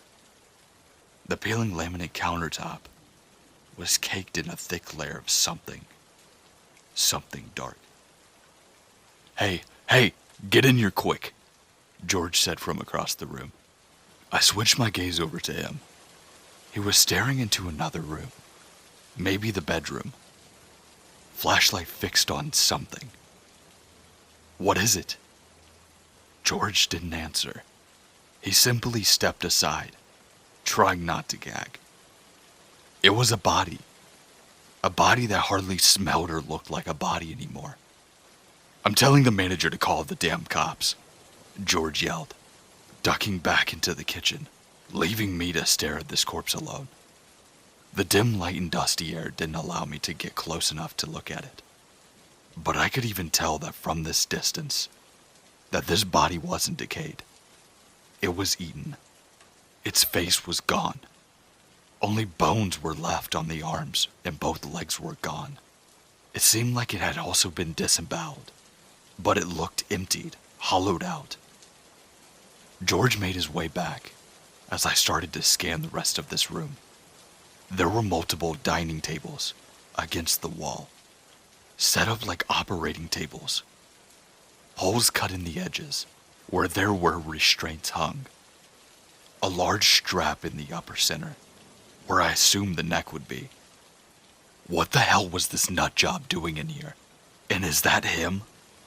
Said George, staring at the same table as I was, trying not to glimpse at the corpse again. The body parts, the prosthetics, I said. You don't think? I looked at George. George was looking at something else, staring at something else. Look at this one, he said, at the other end of the room. Tipped over, splintered. Restraint snapped off. A large stain covered everything. The unmistakable deep red that grew darker towards the center. George moved without saying a word, jogging out of that room quickly, like he was on to something. "Hey, did you talk to the manager?" I shouted to him as he left the room. Yeah, he said call the police," George said, moving up to the broken window, shards cracking beneath his shoes. "Holy shit, look at that," he said while looking outside of the window, down toward the street below. "And this, see here?" He pointed towards the blood remaining on the glass in the window. I looked outside the window to see a distinguishable stain across the pavement, dark and dried. But there wasn't a body. George and I moved back into the other room, past the body, inspecting for certain proof of identity. That was both on our minds. "Here, look, see? I knew it. How the hell did I know it?" George handed me a few pieces of paper, wiping the sweat from his bald spot. "That old lady wasn't losing it entirely. The kid went missing," he continued. "The pieces of paper were mostly blurry pictures, cheap Polaroids, and printouts of this man, all labeled in Sharpie with the name Jeremy. A few of the pictures had a different name on them, despite being the same man. They were labeled with Matilda. "We gotta find this kid. He's probably hurt," I said, George pacing, trying not to look out at or disturb the corpse laying a few feet away. "The cops will be here soon, hopefully, probably. Who knows how long they'll take to respond to this dump," he said. "Exactly. We might be able to find him in time. Who knows how long it's been already. You think it was him who dropped out of the window? Why the hell would he do that, if the door isn't locked from the inside?" George asked himself. "Let's just check the rest of this room, quickly. And we'll go down and find where he could have ended up," I said, quickly scanning across the room. The beiged wall where the corpse leaned was stained heavily in smears of blood. Dirty operating tools were scattered across the floor.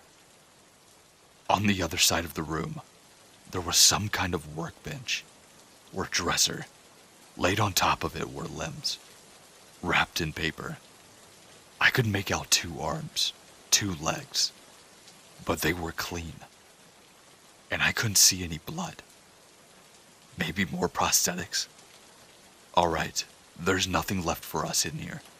Let's get downstairs before we tamper with any more evidence, or whatever the hell you'd call this," George said, already moving towards the front door. "This is the..." George thought for a second. "West side of the building, right?" "I think so, yeah." "Then the window he fell out of would be on the alley side of this building then," George said as he made his way out of the second floor hallway, down the stairs and into the lobby. I'm not sure how long we were upstairs, but night had fallen now. The lobby was dark, empty.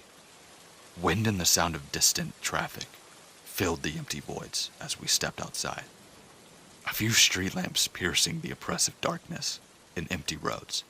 The alley was a long and narrow stretch, set between the apartments and some kind of abandoned office building or warehouse. Both buildings towered 3 stories high, a single flickering street lamp between the two. On the dark stained concrete, we could barely make it out until we were right over it. Dried and red, dark red. A splatter of blood that could have easily been mistaken for an oil slick. "Christ, that's bad. How the hell did he get up from that?" George mumbled. "And where did he end up at?"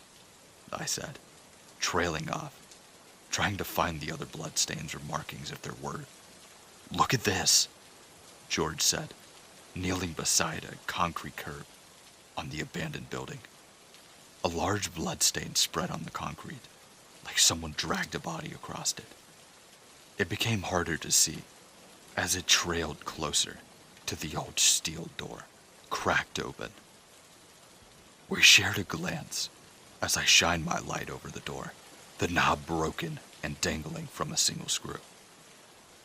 There was a look on George's face that I won't ever forget, and I could feel the sweat on my palms as my fingertips touched the cold metal door, gently swinging it open, the metal scraping slowly against the concrete until it was open enough to get inside. We were met with the stretching dark hallways, debris and old furniture lining the walls, my flashlight barely reaching a few feet in front of me. We could still see the marks of blood along the floor and some of the old desks that blocked the hallways, and we could hear something too, besides the wind outside and the crunching debris beneath our boots. Complete silence now. Not the sound of traffic, nor the hum of fluorescent lights. The overwhelming silence made noises all more obvious, no matter how quiet the noise was. "Did you hear that?" I asked, turning towards one of the side rooms that was completely empty. The dust was thicker in that empty room. I swore something emanated from there. A sound.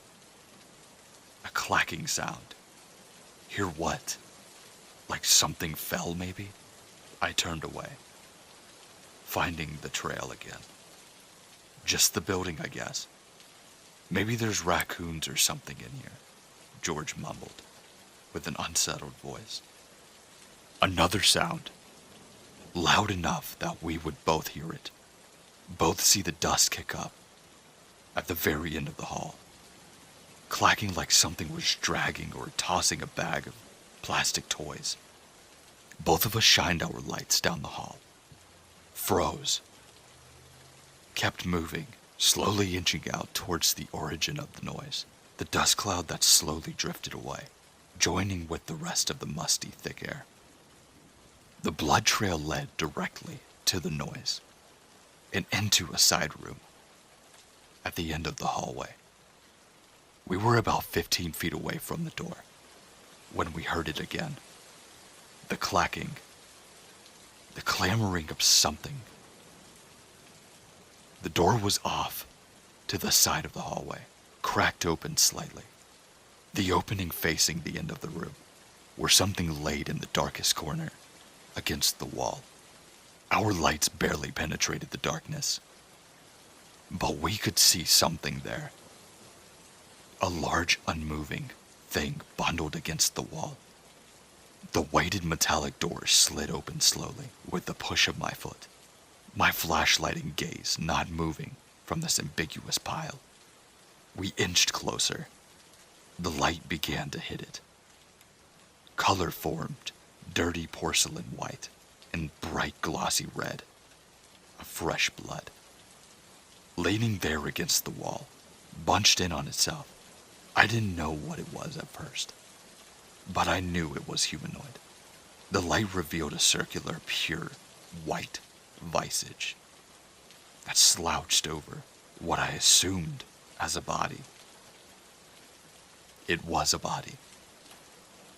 It was a human torso and a human leg in that pile. The torso was not attached to the leg. It was holding it with porcelain silicone arms, plastic legs stitched onto the hips of the bleeding man's torso, arms bracketed to the shoulders, bolted onto the chest. The leg it held was not plastic. It was not glossy silicone. It was a person's leg, and it was covered in bite marks. Its face was there too. The white visage mask was attached to and covering something, but not where the mouth might be. There it was, dark red, almost black, and dripping. Above the gaping mouth, printed on the dirty white mask, was writing a single word printed near the forehead. It was too dirty, too small to make out, but it started with an M. It did not move. I stepped away from the thing, the shock hitting me, overpowering whatever morbid curiosity I had, becoming overwhelmed, and George was gone, out. He'd left at some point, and I didn't blame him. I tried to look at that dead thing. I tried to look at it closer. Some sick freak. His idea was to joke and play with a dead man's corpse, to make him pose. Did the tenant do this? Or was this done to the tenant? Whose body was in that apartment then? Heavy footsteps behind me snapped me back, and I could see familiar flashing red and blue lights outside, reflecting off of the metal door into the dark hallway.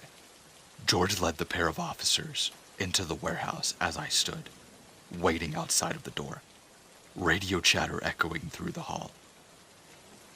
The thing was gone. The room was empty, completely empty. A blotched red stain against the wall and the floor remained. But that thing was gone. Who moved it? I heard the sirens. Wanted to make sure they saw this, George said, his voice trailing off to a halt as he looked into the room, saw its lacking of bodies. The police saw the blood, the markings, and soon after, they checked the apartment. They questioned us and let us leave. We answered truthfully and never came within 10 miles of that apartment building again.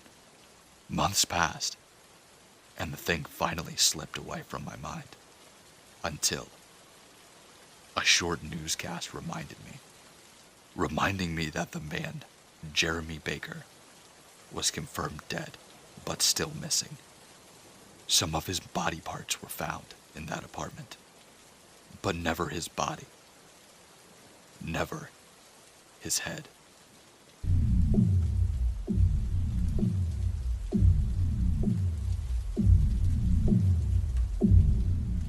Hello everyone. I just wanted to say thank you for watching, and I really hope you enjoyed it. If you really like these type of stories, make sure to comment down in the comment section. Make sure to like, comment, and subscribe. If you're new to this channel, make sure that you do as well. I've got a lot of content and a lot more coming, so just know that. And our community is doing nothing but growing. Make sure to check out the links in the description as well. My Twitter, Instagram, everything like that is in there, including my Gmail if you want to submit a story. Stay safe, stay scary, and I'll see you in the next one.